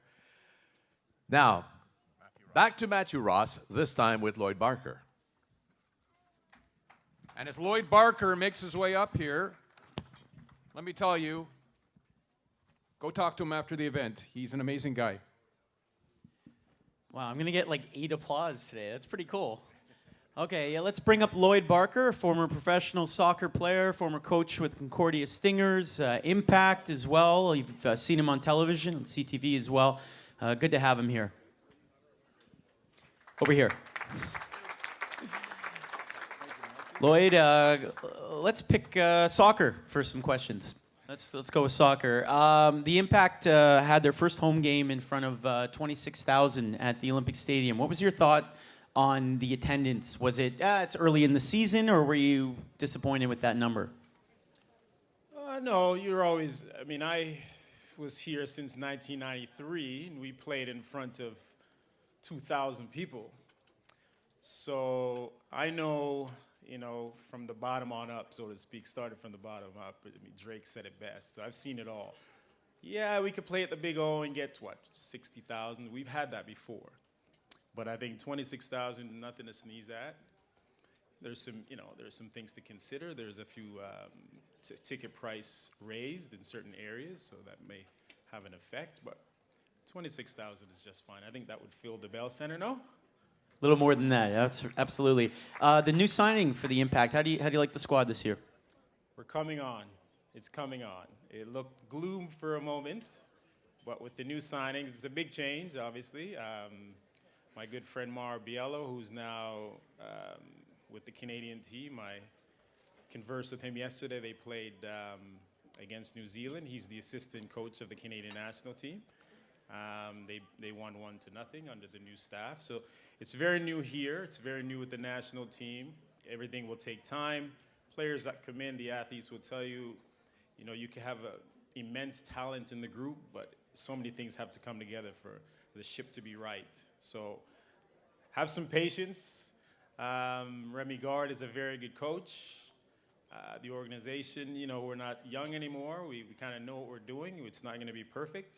I certainly am not speaking for the club, not being a direct member of the club nowadays, but I know how the club operates. So have patience, and the new players, there are more players to come. Can't say anything, but there are more. Ooh. All right, Impact back in action next week. All right, Lloyd Barker. Before Lloyd goes, Matthew, just a word, Lloyd, about your academy, in case anyone wants to sign up their kids, because I know Lloyd is very present at our schools, and he's fantastic with the kids. Love the kids, love the kids. I've got 4 of my own. I really do. Best 11 Academy is a private soccer academy. Howard Grant just asked me what age I start at. I used to start at 7 or 8 years old on up, but now I just open it up. It's for anyone. Anyone. As long as you want to get better, I'll take your game to the next level, guaranteed, Matthew. That's it. Doesn't matter what league you're playing, what level you're at, I'll just taper it. Best11academy.com. Thank you very much for the shout out, Mike. Thanks for the invitation. Congratulations while I'm here to all the recipients and the former recipients as well. It's a wonderful honor for everyone, and thanks for having me. It's a great, great day. Thank you. Thank you. And as Lloyd said, he's not here representing the Impact. He came as a personal favor to me because the Impact have their usual stellar representation at our breakfast. So thank you. All right, we'll now move on. I'd like to bring on stage Andy Bennett and Chris Nyland to present our next award winner.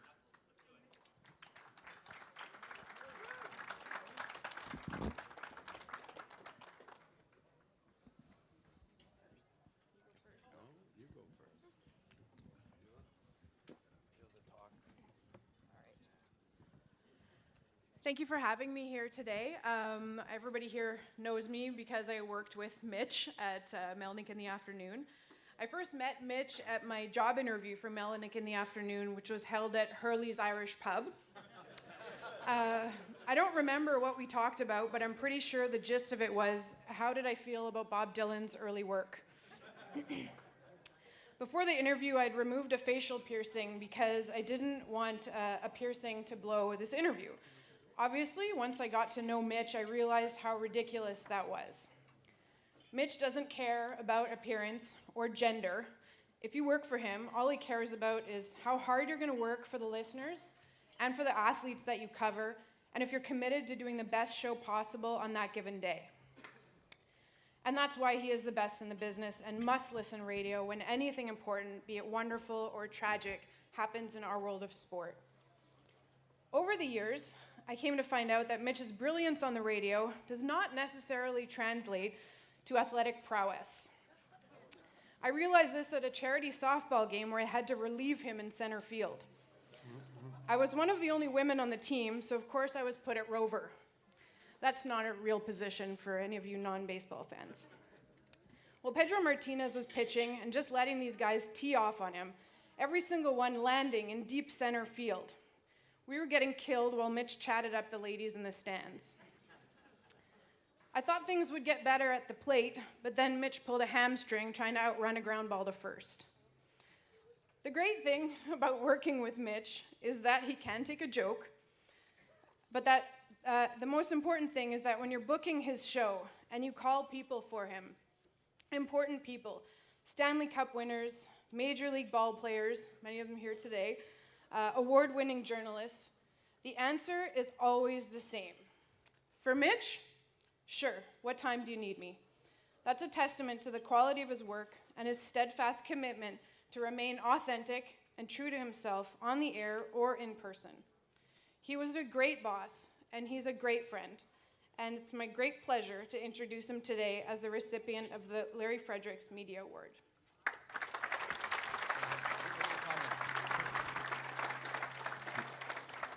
Give a little comment? What if I have a big one? Make a big one. Okay.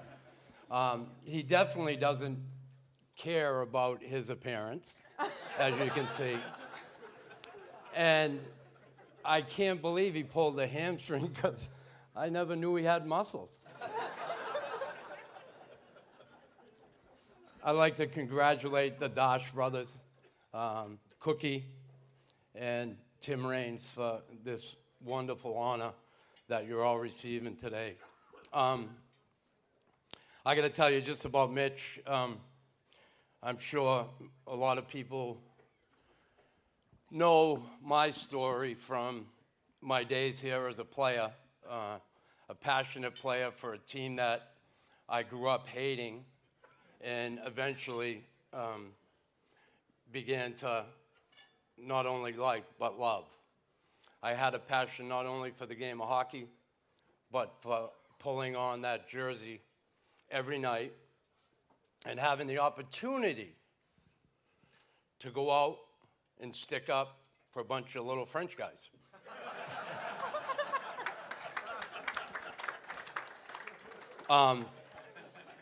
All kidding aside, it didn't matter which teammate it was. I would definitely be there. And that's where I met Mitch back in the day with Elliot as they came in with their suitcase-sized tape recorders and microphones and afros. He had an afro at one time.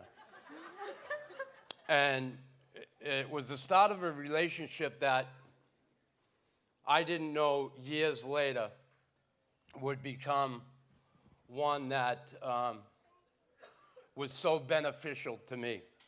You never know who you're going to meet. And Mitch was in that room every night after games, getting clips for the radio show. And years later, fast forward, I retire. I had issues with drugs and alcohol when I retired, painkillers. And I ended up in a real dark, lonely place. And when I finally was able to see that little crack of light and realize that I had to do something about my life to get back on my feet, it was a very difficult time, but it was the start of me becoming and getting back to the person that I knew I was. The drugs and alcohol had taken that away. I totally understand this. When you go through something like I went through, and I don't point any fingers, I put myself through it. I don't blame it on anybody. I don't blame it on hockey. I don't blame it on mom and dad. It's on me. But when you try to get back on your feet, and I totally understand that not everybody is going to be there to extend a hand. And I understand that. Mitch Melnick was a guy that, although I hadn't had much of a relationship through those dark years, when I came out of it, was there to extend a hand and help me get back on my feet, which is what brought me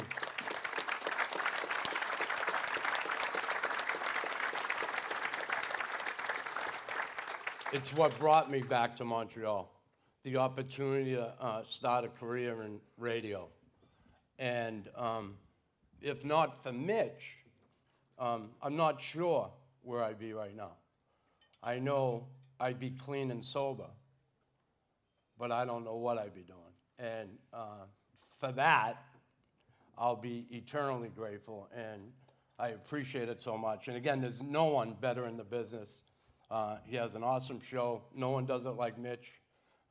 Combines good sports talk, great sports talk with music, and that theme he has every day. So he's just awesome, and he's a big part of why Chris Nyland is back in Montreal, and I appreciate it. What an amazing speech. And I've said it to Chris before. He was my favorite player in the history of the Montreal Canadiens. I mean that sincerely. Sure. I really mean it. My brother at his first wedding talked about you in his speech, okay? Just want to tell you about that. He's not here today. Mitch Garber remembers that.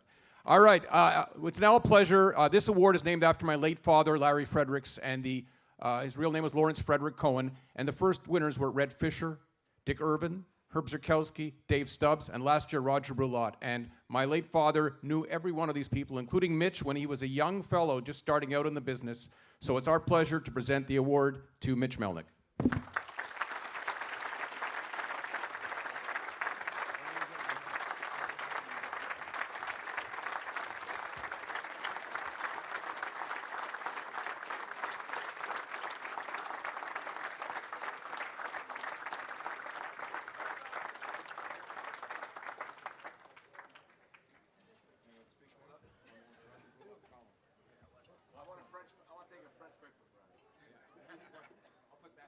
Okay, one more picture for Roger. Roger, that's one more picture? I'll get you. Go ahead.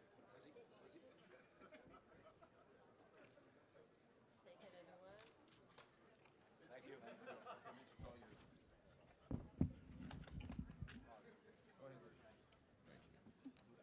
Had to roast you a little. Thank you.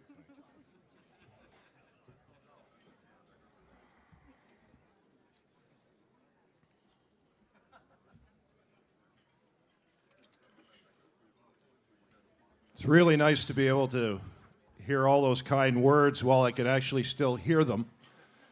I am deaf in my left ear. Frankie, Francois Gagnon, just a small correction. First of all, it's the only time I've ever heard anybody get no comment out of Alan Walsh. From Chamonix, not Laval. Chamonix. Chamonix! Come on, Anakin. Chamonix, Dave Birnbaum. Chamonix. I always thought that I would be the most well-known Jewish kid who attended Western Laval High School in Chamonix until I discovered Alan Walsh from Octagon Hockey in Los Angeles. So we have something in common. Big difference is Alan actually graduated from high school. It's great to see you here. Agent provocateur, Alan Walsh. I should have hired you like 15, 20 years ago. Thank you very much to the Cummings Center. Mike, you need a hug.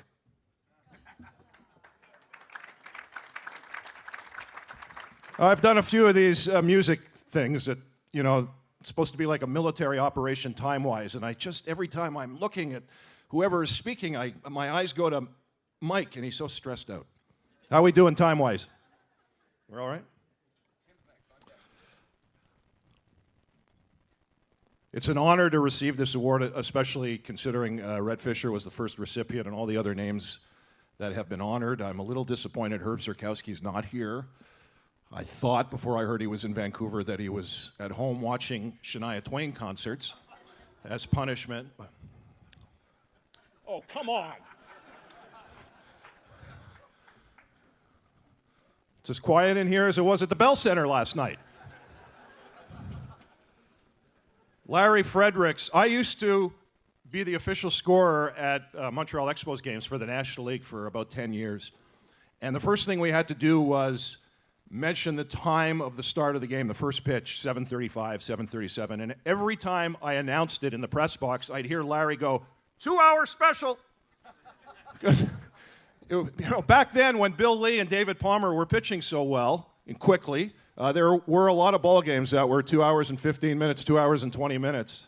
Seems like such a long time ago. But Larry used to write the deadline, and he was speaking on behalf of everybody in the press box. And Mike, when I first met Mike, he was a little kid with a big mouth.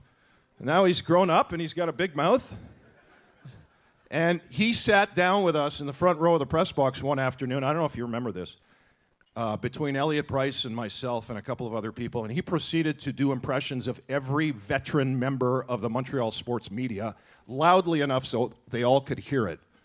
And I honestly had to hold down the late, great Ian MacDonald from chasing him and ejecting him permanently from the press box.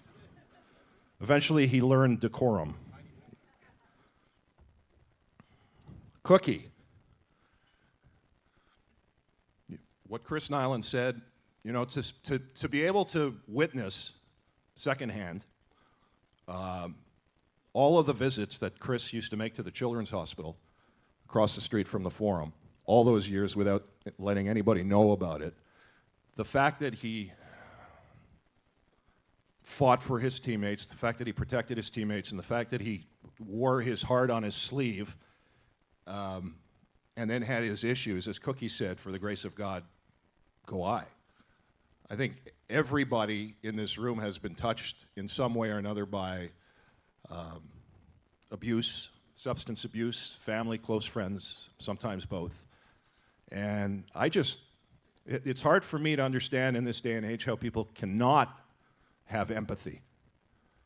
And unfortunately, our public discussion landscape is badly in need of that. So Chris, it was real easy for me to want to help Chris Nyland out when he was down and out, because he did so much for this city, and he did so much for me as a hockey fan.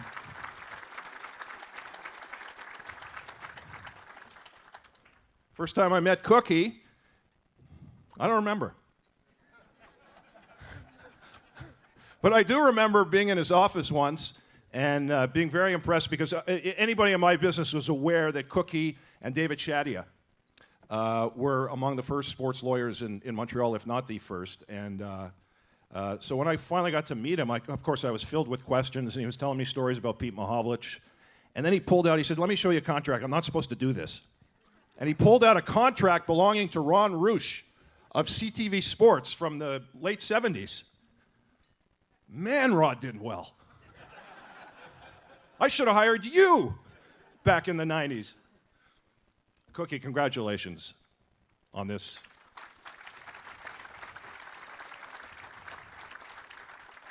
You're inspiring, really.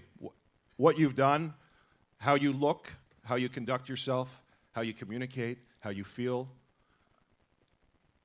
The birth certificate is meaningless. Makes me forget that I have an important milestone coming up shortly. It's just inspiring to see you at this stage of your life doing what you do.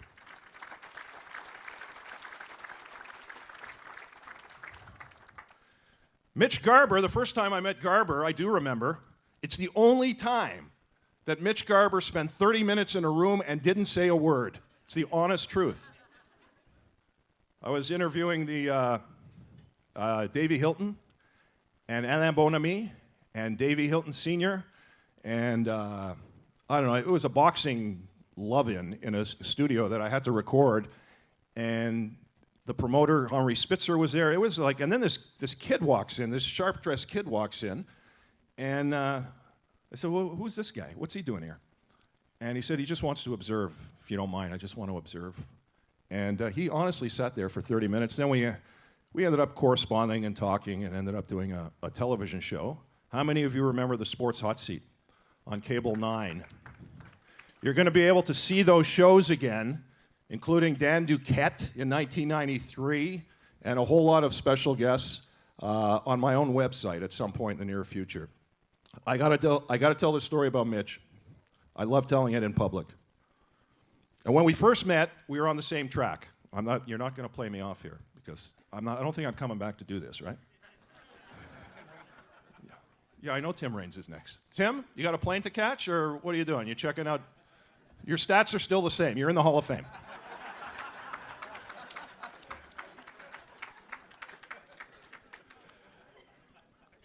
We were on the same track in 1991 when we first met. Mitch wanted to be a millionaire by 40. I wanted to be a millionaire by 90. So he's just a little ahead of me. But they set up, when I jumped to CIQC Radio in the 90s, Mitch and Anne-Marie Boucher, they were such a big help. And I had a registered company called Glen Jade. And I couldn't bookkeep. I'm just not good with that. And my brain doesn't work that way. And honest to God, for I think 2 years at least, Mitch Garber and Anne-Marie Boucher would spend evenings in their living room on the floor with all of my receipts scattered in front of them so they could save me money on my taxes. How about that? Thank you very much.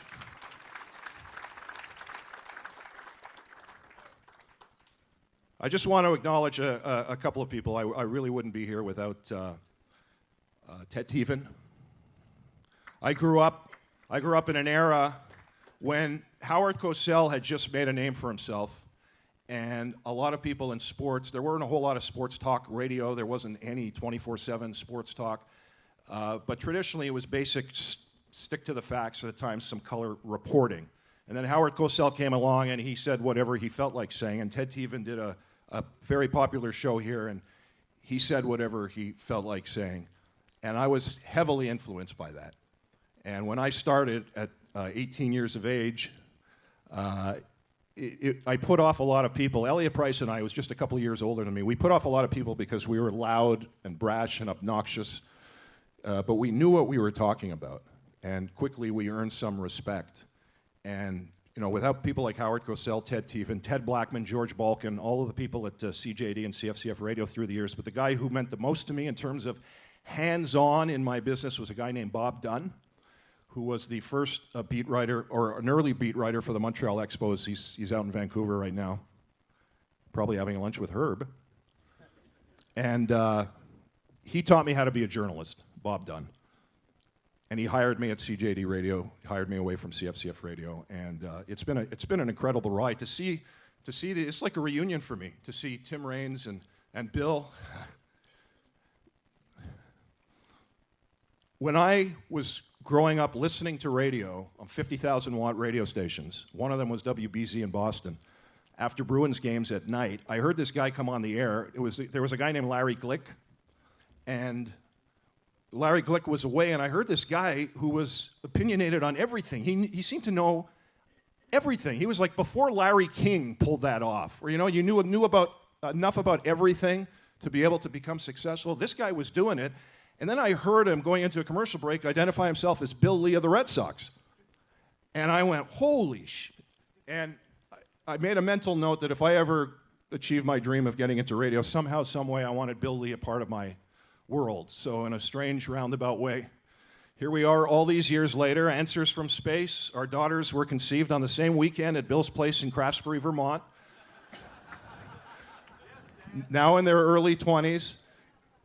The 1979 Expos with Bill and David Palmer, the best 162-game Expos team of all time, 95 wins.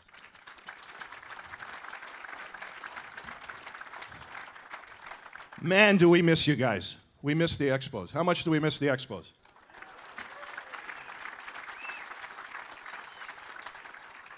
I miss Andy Bennett almost as much as I miss the Expos. Thank you for that, Andy. Andy's a mom. I don't know how many of you know Andy is a mom.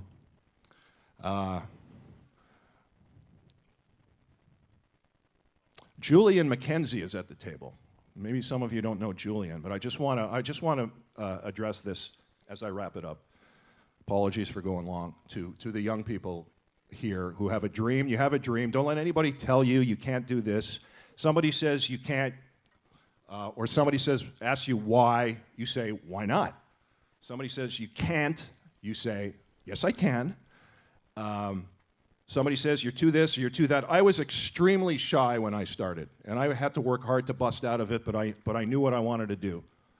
And I got a lot of help along the way, but ultimately I was able to will myself to do something that I love doing with the help of some tremendous professional athletes through the years that will always remain so meaningful to me, and why I cheer for athletes when others try to rip them apart constantly. I wouldn't be here if not for professional athletes. And just do it and find a way to carve out something a little different for yourself, where you stand out. Don't follow the crowd. Don't get a quote. Create a quote. Thank you very much for this. Greatly appreciate it. I'm very honored. Stick around. Thank you, Mitch. I want Matthew Ross now to come up with Anakin Slade. Before we have our truly Hall of Fame guest of honor come up, we have something to show you, and Anakin will just give us a little bit of a sneak peek of what we're going to see. So Matthew, please come. For the raffle, the first prize is ticket number 33, 0033. Second prize, ticket number 1037. Third prize, ticket number 1096. So please go to the back of the room and someone will help you out. So Matthew Ross with Anakin Slade. Another Chamonix boy. Thank you very much. How you doing? I'm Matthew. How are you, sir? I'm well. I'm well. It's a lovely cologne you're wearing. Thank you. Thank Yeah, you. that's very nice. This gentleman is my partner in crime in a nonprofit we founded called Expos Nation. He's also a heck of a talented singer and artist and writer and all kinds of things. AnakinSlade.com. So we have a video to introduce, and I'm sure Mike Cohen's going to start whispering mean things if we don't get to it. It's honoring a gentleman here in this room that we both kind of like. So go ahead. Thank you for having me, everybody. And just very quickly, Mitch, wherever he is, he's done so much for me as a professional, having me on early in my career, putting the songs out there, and you know, it's funny how just the snowball effect of the person before you, and I have Mitch to thank for a lot of where I am today. And yeah, so this video that I did last year, we had, Rock is just, Tim Raines is so much more than just a ball player to us. He's a symbol for us. Andre went into the Hall of Fame, Gary went in the Hall of Fame, and there was a lot of debate about what cap they should wear. Rock never debated that. He wanted to go in as an Expo. He went in with that lovely logo on his cap. And for us, not having a team for 14 years now, that last summer, you going up there and the party we threw for you, I would say that was probably the best moment for Expos Nation in the past 14 years, and we have this man to thank right here, Tim Rock Raines. And he is the Expos. There's no player that epitomizes the Expos more. He played in 1979 briefly with Rusty Staub. He played in 2001 with Vladimir Guerrero. I mean, that's crazy. Yeah, he just ran the whole history of the franchise. He just ran with it. And beyond being that symbol for us, he's just a great guy. And I'm just happy that not only, you're my hero, you're also my friend now. And this is just a great thing for me. This is the video that I produced for Rock for the party we threw in Cooperstown. And I wanted to share it with all of you in case you have not seen it. It's called Tip That Cap.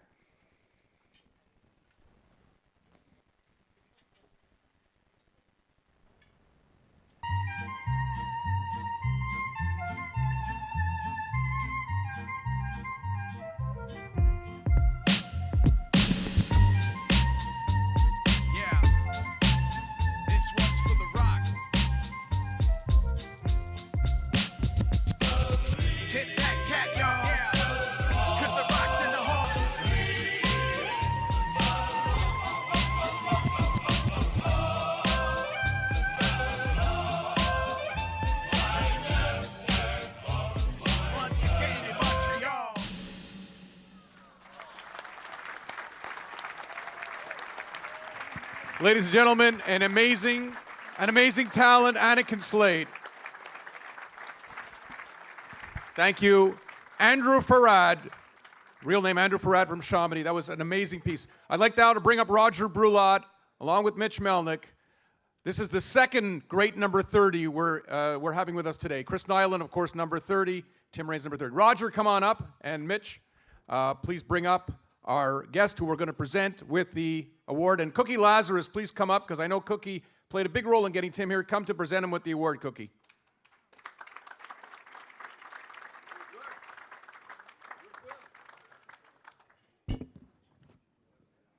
Come on, Roger.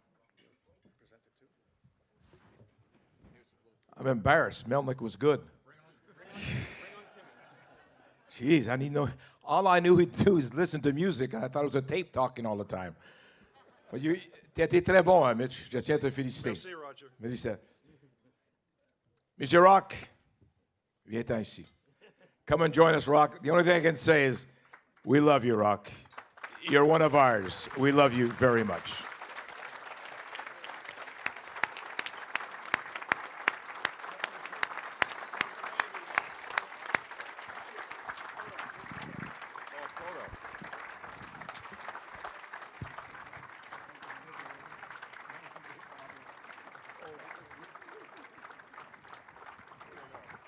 Just before we do if you mind just standing up, please. Si vous juste demeurer debout. Un nom a été mentionné tout à l'heure. If we could just have a little 5 seconds thought. One of our great ones is in trouble, Rusty Staub.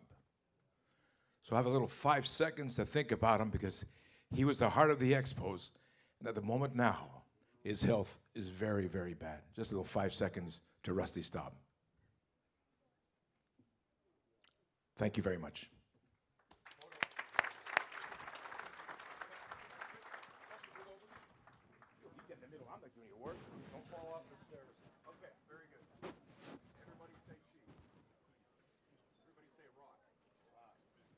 Living proof. You don't have to be tall to be honored.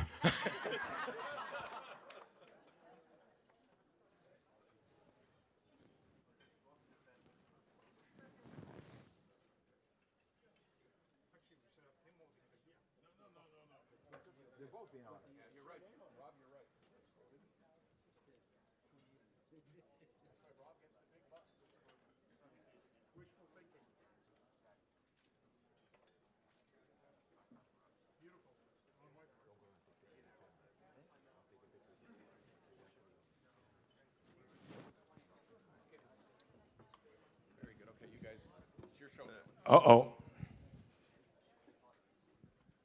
Hello. Hello. By the way, it's Anakin Slade. Jay Farrar, Anakin Slade. Andrew Farrar, Jay Farrar. The Slade brothers, kind of. Just wanted that on the record. How about that video, Tim? That's awesome. I tell you what, this is probably one of the few times I get up on stage and I'm one of the taller guys.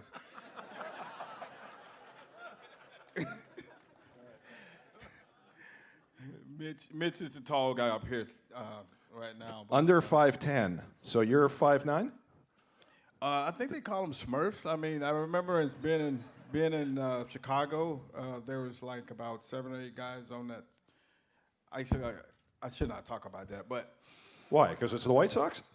Yeah, but you know, it was guys under 5'10", so they call us Smurfs. But I mean. Oh, you're not worried now that you're a Hall of Famer of being politically correct or any of such nonsense? I care less about it. Way to go. All right. Is Pete Rose going in? That's not for me to answer. I don't think it's going to happen, but would it bother you if it did? Because there have been some Hall of Famers, you know, even in relation to the steroid issue. It won't bother me because I was a teammate of his here in Montreal. I mean, I don't know if anybody remember, Pete did play here for about 2 or 3 months before he was traded to Cincinnati for Tom Lawless. Yes, and you know, I learned a lot from Pete. I mean, I learned not to gamble. One.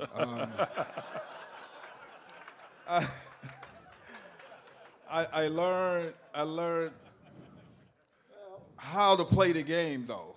He really played the game hard. I mean, he came to the ballpark. I don't know what he was on when he came, but he came to the ballpark prepared to play every single night, and I saw that at a young age. And not only Pete, but also guys like Gary and guys like Andre Dawson. Those guys came to play every night, and being a young guy, seeing those guys play. It was only fitting, the accolades that they got, the cheers that they got from the fans here in Montreal. I mean, I wanted a part of that. I mean, I wanted to be like those guys. I mean, when Gary stepped on the field, the fans went nuts. When Andre stepped on the field, the fans went nuts. Before anybody knew who I was. They didn't really go nuts until they found out that I could run the bases, So I figured, if I could be around those guys and kind of learn anything from them, that when we put on that uniform, we had to give it everything we had for that day, and that's what they did, and I saw that, and they didn't really have to tell me anything. Andre led by example. Gary led by example. I mean, the one thing I learned the most from Gary was that smile. He had that smile on his face all the time. I mean, when you see Gary Carter, you saw that big Gary Carter smile. When you see Andre Dawson, you saw that. So I kind of learned it both. I mean, I learned to smile, but I learned how to play the game hard, and I learned some things that made it worthwhile. So when I stepped out on the field, the fans gave me that same kind of cheer that they got from those guys. I'm going to give this to Roger. I just want to ask you one other thing. And when Tim was finally got into the Hall of Fame and he came on the show, I was wondering if he remembered the start. Don't do it. The 1981 season started for the Expos, the only team to go to the postseason.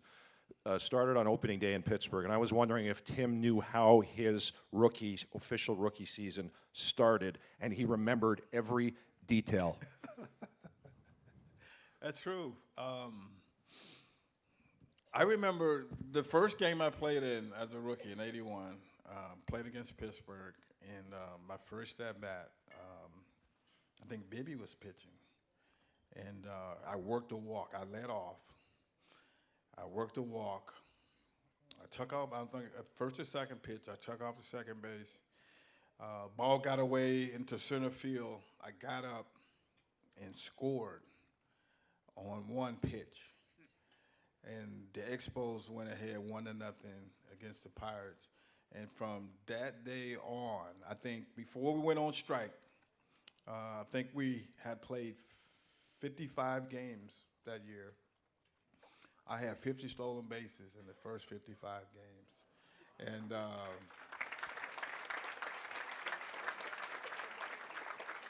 to this day, and we went on strike, but to this day, I didn't even know what the heck I was doing for the first 55 years.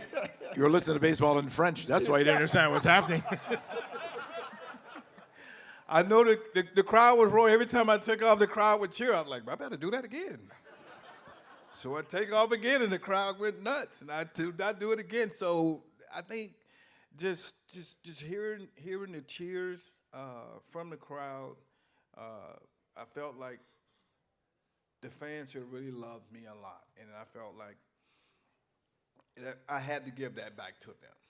I think they paid their money to come and see the Expos play. They come to see me go do my thing out on the base paths. They come to see Gary Carter do his thing behind the plate. With the bat, Andre Dawson in center field. So, I mean, they inspired me each and every day to come to the ballpark and do the things that I did on the field.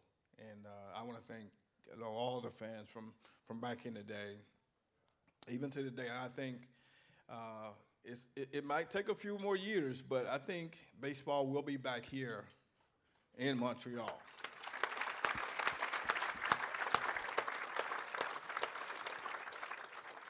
And if there's any chance that I can be a part of that, you can damn well sure that I will. Rock, you were talking about Dawson. You talked also about the kid. There's two guys here, Bill Lee and Dave Palmer. Why don't you talk to us about those guys?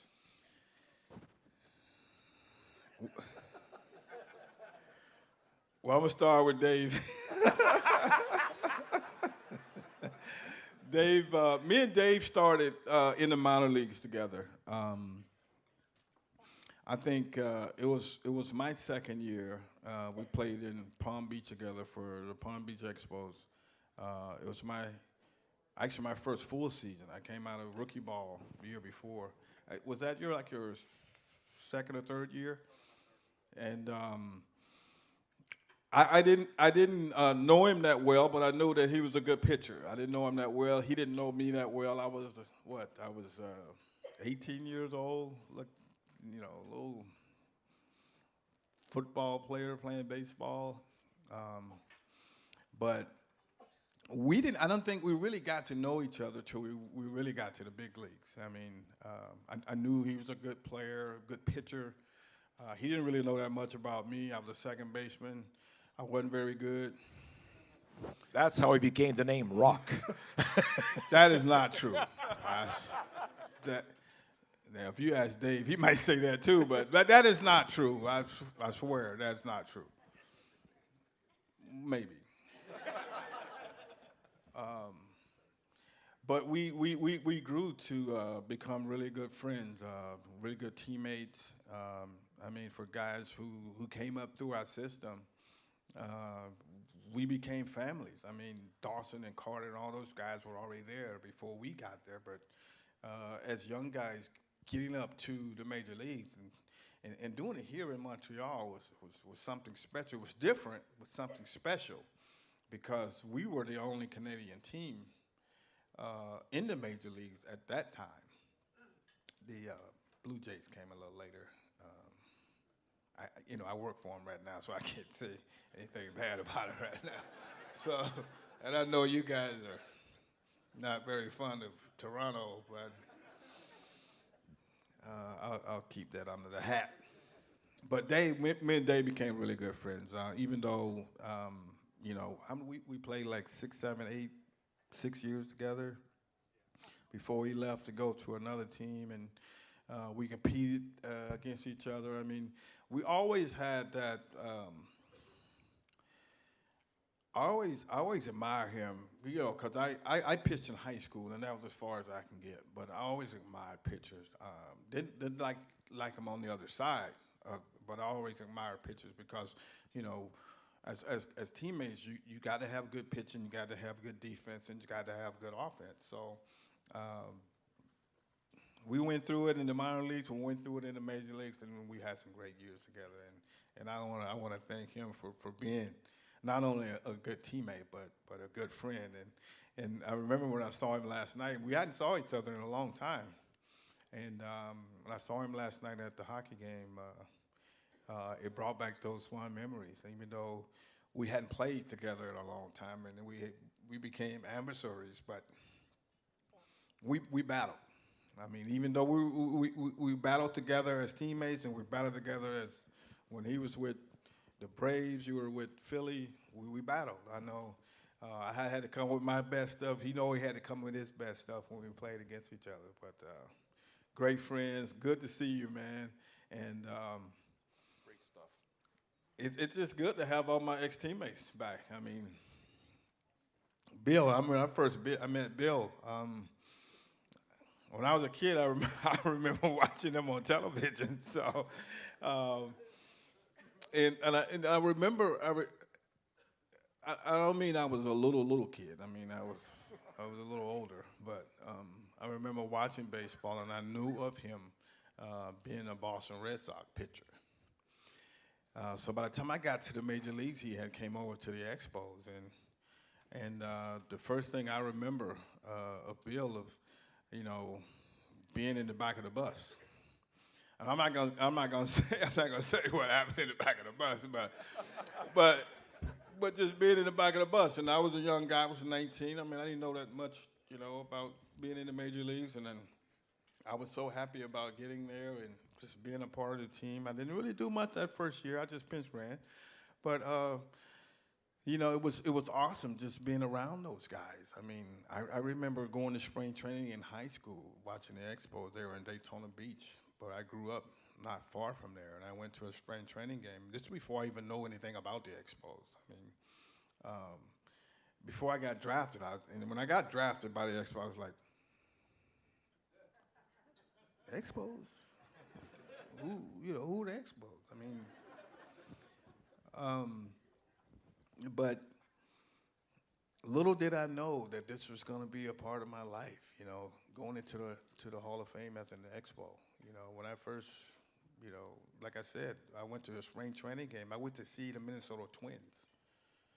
They were playing the Expos, and Dawson was there, Carter was there, Cromartie was there, Rogers was there, all those guys there. I didn't know anything about any of those guys, but I knew the Minnesota Twins. You were there. So when I got drafted, you know, I was touted by the Dodgers. I mean, they said they're gonna draft me in the first round. You know, I'm thinking I'm gonna be a LA Dodger.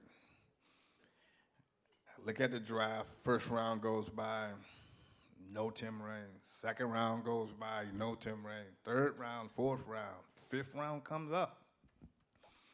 Dodgers pick someone else. I forget who they picked. Didn't care anymore after that. But the Expos chose Tim Raines in the fifth round in '77. Little did they know that this was going to happen. Little did I know that this was going to happen. I was really, like they said earlier, I was really a football player. I thought, anyway. I thought I was a football player, and I thought that the one thing I wanted to do was to be an NFL football player. I chose baseball. I gave baseball 3 years. Like I said, I was going to give baseball 3 years. And then if it didn't work out, go to University of Florida to play football. Thank God that didn't happen. Here I am. You know, I want to thank, you know, Expo Nation. I mean, you know, if it hadn't been for Expo Nation, Anakin Slade, I mean, especially these past few years, I don't know if I could have got in the Hall of Fame. I think with a lot of that help, one other guy who's not here, Jonah Carey, he's not here today? Okay, big time. I mean, Jonah put my name out there, and actually, I know Jonah was a big fan of mine when he was a kid. He used to come to the ballpark and watch me play at Olympic Stadium. And now I got a chance to get to know a guy that knew more about me than I knew about myself. So, again, thanks Montreal, too. Montreal, the city, Montreal, the fans, the media, everything. You just don't know. I mean, every time I step foot in Montreal, I feel like a hero. But it's really not. It's really not that. I mean, I just love being here. This is like home for me. Even though I don't get a chance to come a lot, but it's my second home. This is my second home. You guys are like a really extended family of mine. And I want to thank you guys. I'd like to invite two of your teammates. David, Bill, come on up. Teammates. Yes, come on up here. And my wife and my two beautiful little kids here. Amelie and Ava gets all the media attention. I mean, I come around, it's like, where are those twins? They're the prettiest little twins I've ever seen. But they're here to kind of join with me, and thank you guys so much for having us. David? First of all, I'd like to congratulate all the honorees today, and thanks to Mike for reaching out to me to be a part of this. It's awesome, and to be reunited with Tim and Bill again. We are Expo's family. We talked about that last night, Tim and I, about coming up through the organization and coming up here, that we were family. We'll always be family. The Montreal Expo fans were the greatest fans in Major League Baseball. Going to Olympic Stadium and having that place packed was unbelievable. Getting on the Metro and seeing nothing but Expos, Expos, Expos. And obviously the Canadians were just coming off of 4 Stanley Cups. What a great sports town it was back then, and still is, and will be again for the Expos. Now, I'll give the mic to Bill. Oh, he's got one. Go ahead, Bill. I don't know if it works. No, I'm basically here to save the Canadians.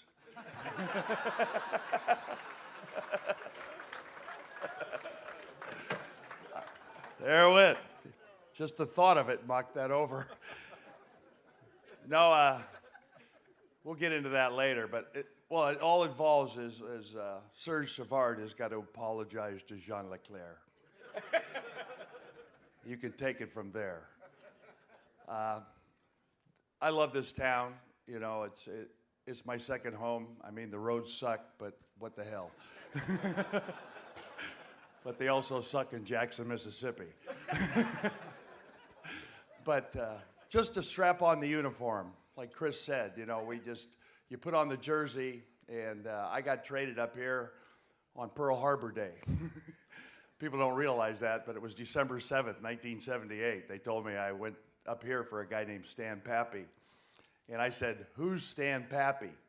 And it was spray painted on every subway stop in Boston. And I get up here, and John Milner says, "Bill, you're the only white guy allowed on the back of the bus." And we'll take it from there. But Timmy, he's the best. You know, he was a power hitter, switch hitter. He amazing. And like Donald Fears said, it's him and Henderson and speed. Speed was the thing. And Ron LaFleur, he's only got one leg, but he could still probably beat half the people in this room. You know, Ronnie, he'd steal anything.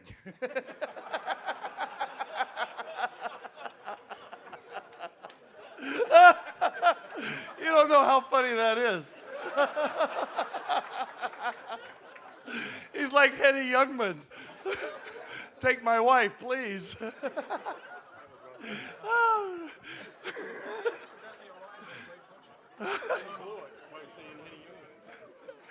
Yeah. No, you don't know how great this place is.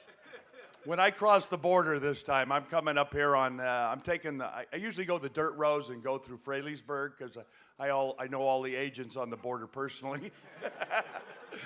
But this time I came up the highway and I'm going through Stansted up that way. And the guy I pull in there and he rolls down the window and he looks at me and, "Where are you going?" I go, "Montreal, go to the hockey game." He goes, "You don't remember me, do you? You look really familiar." And Neil, well, he says, "Yeah, we used to play football together in Moncton, New Brunswick." I know every agent on the border. Your country is so nice. The problem is going home.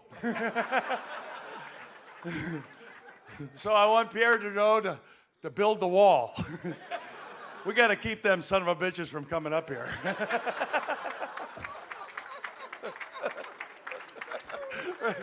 Yeah. Yeah, we're gonna be the Montreal X-Rays. And I'm gonna be the general manager. Tim's gonna be assistant general manager, and we're gonna win every game. In the spirit of Dick Williams. I want to be 161-0. You know, I believe every game can be won, and that's the way we took our attitude on the field. This team never won. In history, they never played above 500 till the day I entered this country. But if I had been the mayor of Vermont, you know, this would be the Canton d'Est de Sur, you know. I would have been down there, and I just love this. I love this town, and I love you people, and you know, for all of us to get back here with Mitch. Like Mitch said, it was Larry Glick. Remember that? Larry Glick, WBC Boston, the all-night show Unbelievable. for a legend in Boston. They hired me to do from midnight till 4 in the morning, which was my normal drinking time.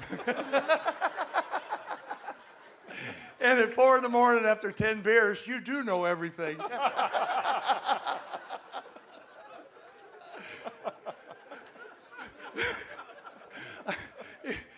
My dad said, you're Irish, you're Catholic, you drink a lot. All you got to do is keep your mouth shut and you'll do well in Boston.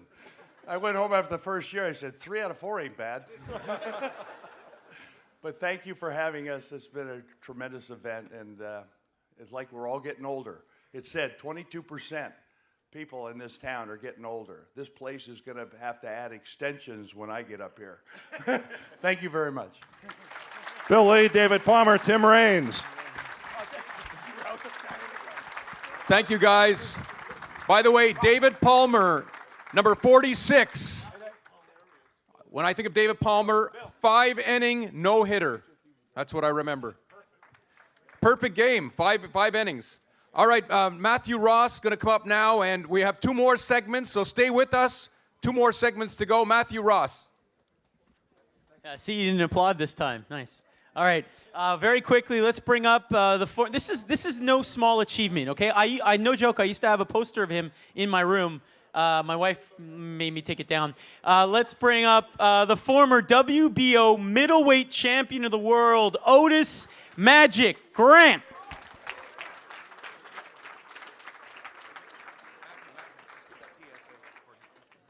Okay.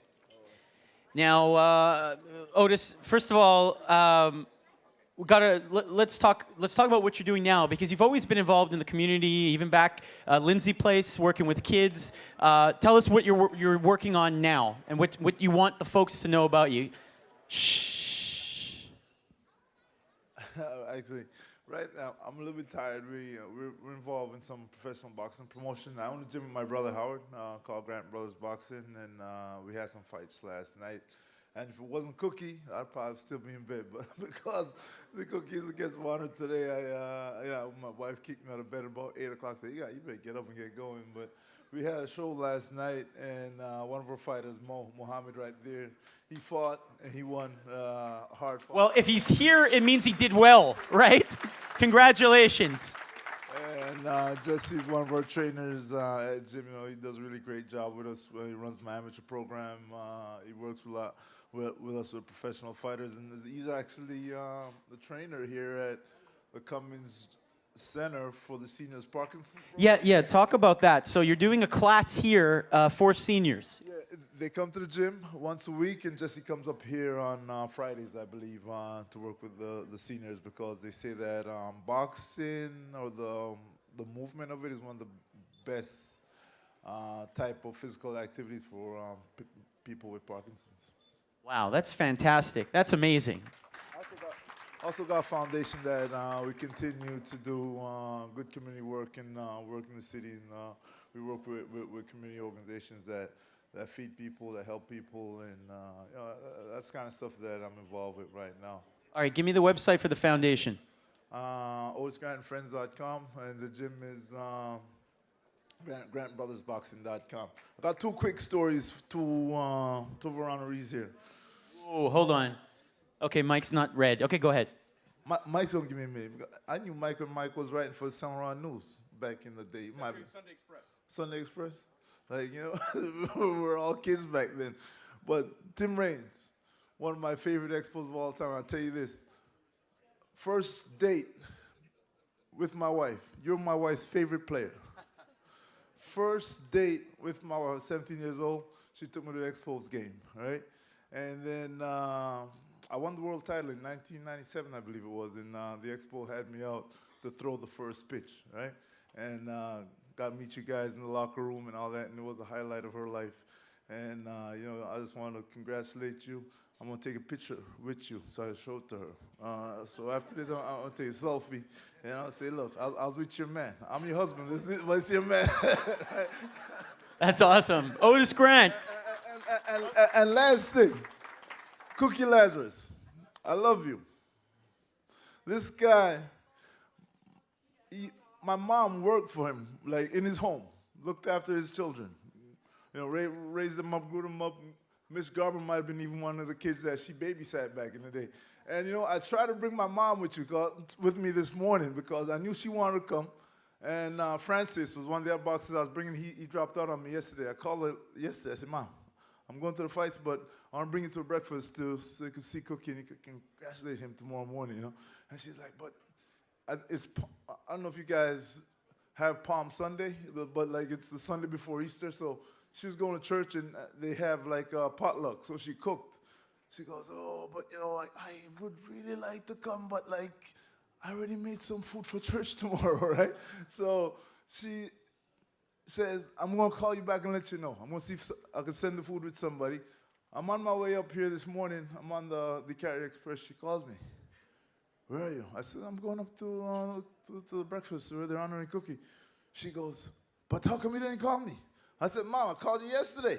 You said that like you were going to call me and let me know. I didn't hear from you. So like I figured you were going to church, right? She goes, but you could have called me and you could have seen if I want to come, right? So I said, Mom, I'm not coming back for you right now because I'm right there. I'm getting off the exit. So she tells me, she sends her love. We love you so much in our family. And I know from giving my mom that job in your home, looking after your children, was one of the, I think, her income that allowed her to bring me and my brother from Jamaica to Canada. So we love you, and I congratulate you, and you're the best. I'm good. Otis Grant. Thank you. Our final interview of the day, I'm going to ask Julian McKenzie to come up with our Montreal Alouettes and one of 3 guys who are going to make sure the Alouettes play plus 500 ball this year. Thank you so much. This has been my first time at this sports breakfast, and I have to say I'm amazed and in awe at everything that's been going on. Congratulations again, Mr. Rock Raines. I'd like to invite to the front Tyrell Sutton, Omar Toure, and Michael Charlot.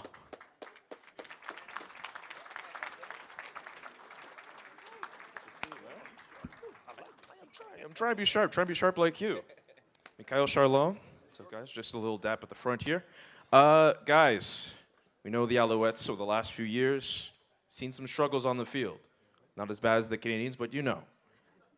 What have you seen in the offseason, either from your teammates and from a front office standpoint, that may lead you to believe that there could be some better days on the horizon for next season? We made a lot of great transactions, offensively, defensively. We know you guys out there have a hard time believing what we've done because in the past few years we've had a lot of struggles, but just keep holding on. Promise you we're gonna get you back to that point that we were dominant. And at this point in time, it's up to the players to make sure that our front office transactions look very good this offseason. Omar, I know you're one of the younger players on the squad. What are your personal expectations for this coming season? Well, first of all, my English is terrible, so excuse me for this. Oh, it's great. But yeah, I have some big expectations. I think the new coaching staff is great. He will work in contact with them. He's sending emails and everything to reach out to us. I think that's great, so we all know where we're going with the team. And I think that's a big difference from last year. We have a leader now. We have a captain of our boat, so we're really happy with that. Michael Charlot, you got to come here, man. I've been following his career since the university level. Back when I was a student reporter at Concordia University, got to cover some of his games. There's been a ton of love for McGill here at this event. How does it make you feel as a Concordia alum to see this? I mean, we need to give them some love because they don't win a lot. So, I mean, me coming from Concordia, we got to beat them a couple of times. So, I mean, I got to give them a little shout out for them for working hard and trying to compete with all the teams. Hope Earl doesn't get too mad. Ladies and gentlemen, the members of the Montreal Alouettes, thank you so much. Thank you, Julian. An up-and-comer. Watch his report on the CTV News between 6 and 7 tonight. Ladies and gentlemen, on behalf of Charles Andre, thank you so much for being here, and we'll see you next year at the 15th Annual Sports Celebrity Breakfast. Merci d'avoir été avec nous. À l'an prochain.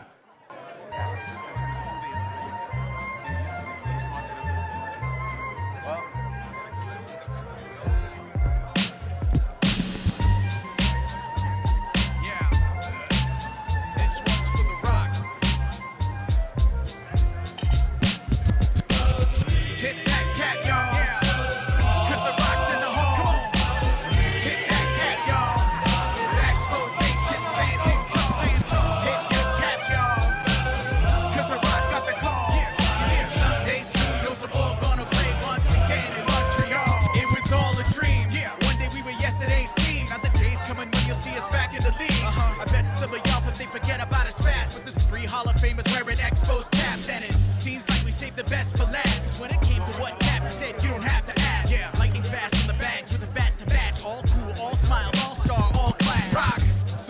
were there for the occasion. That opening day, that 5-minute ovation. Now all these years later, it's another celebration, and we showing love to Tim Raines and Expo Station. Might be a while before we get our team back, but the real fans know the movement's right on track. It took 10 years to get him on that flag, so take that bow, Rock, tip that cap. Tip that cap, y'all. Come on. 'Cause the Rock's in the hall. Tip that cap, y'all. With Expo Station standing tall. Tip your caps, y'all. 'Cause the Rock got the call. And someday soon, those are all gonna play once again in Montreal. It was all a dream. I bet he thought it never come to be. But who could think of a more deserving honoree? Batting title, All-Star, MVP, 2 World Series rings, and now immortality. If you voted for the Rock, then tip that cap. If you voted for Kid and Hawk, then tip that cap. If this game is in your heart, then tip that cap. If you believe right from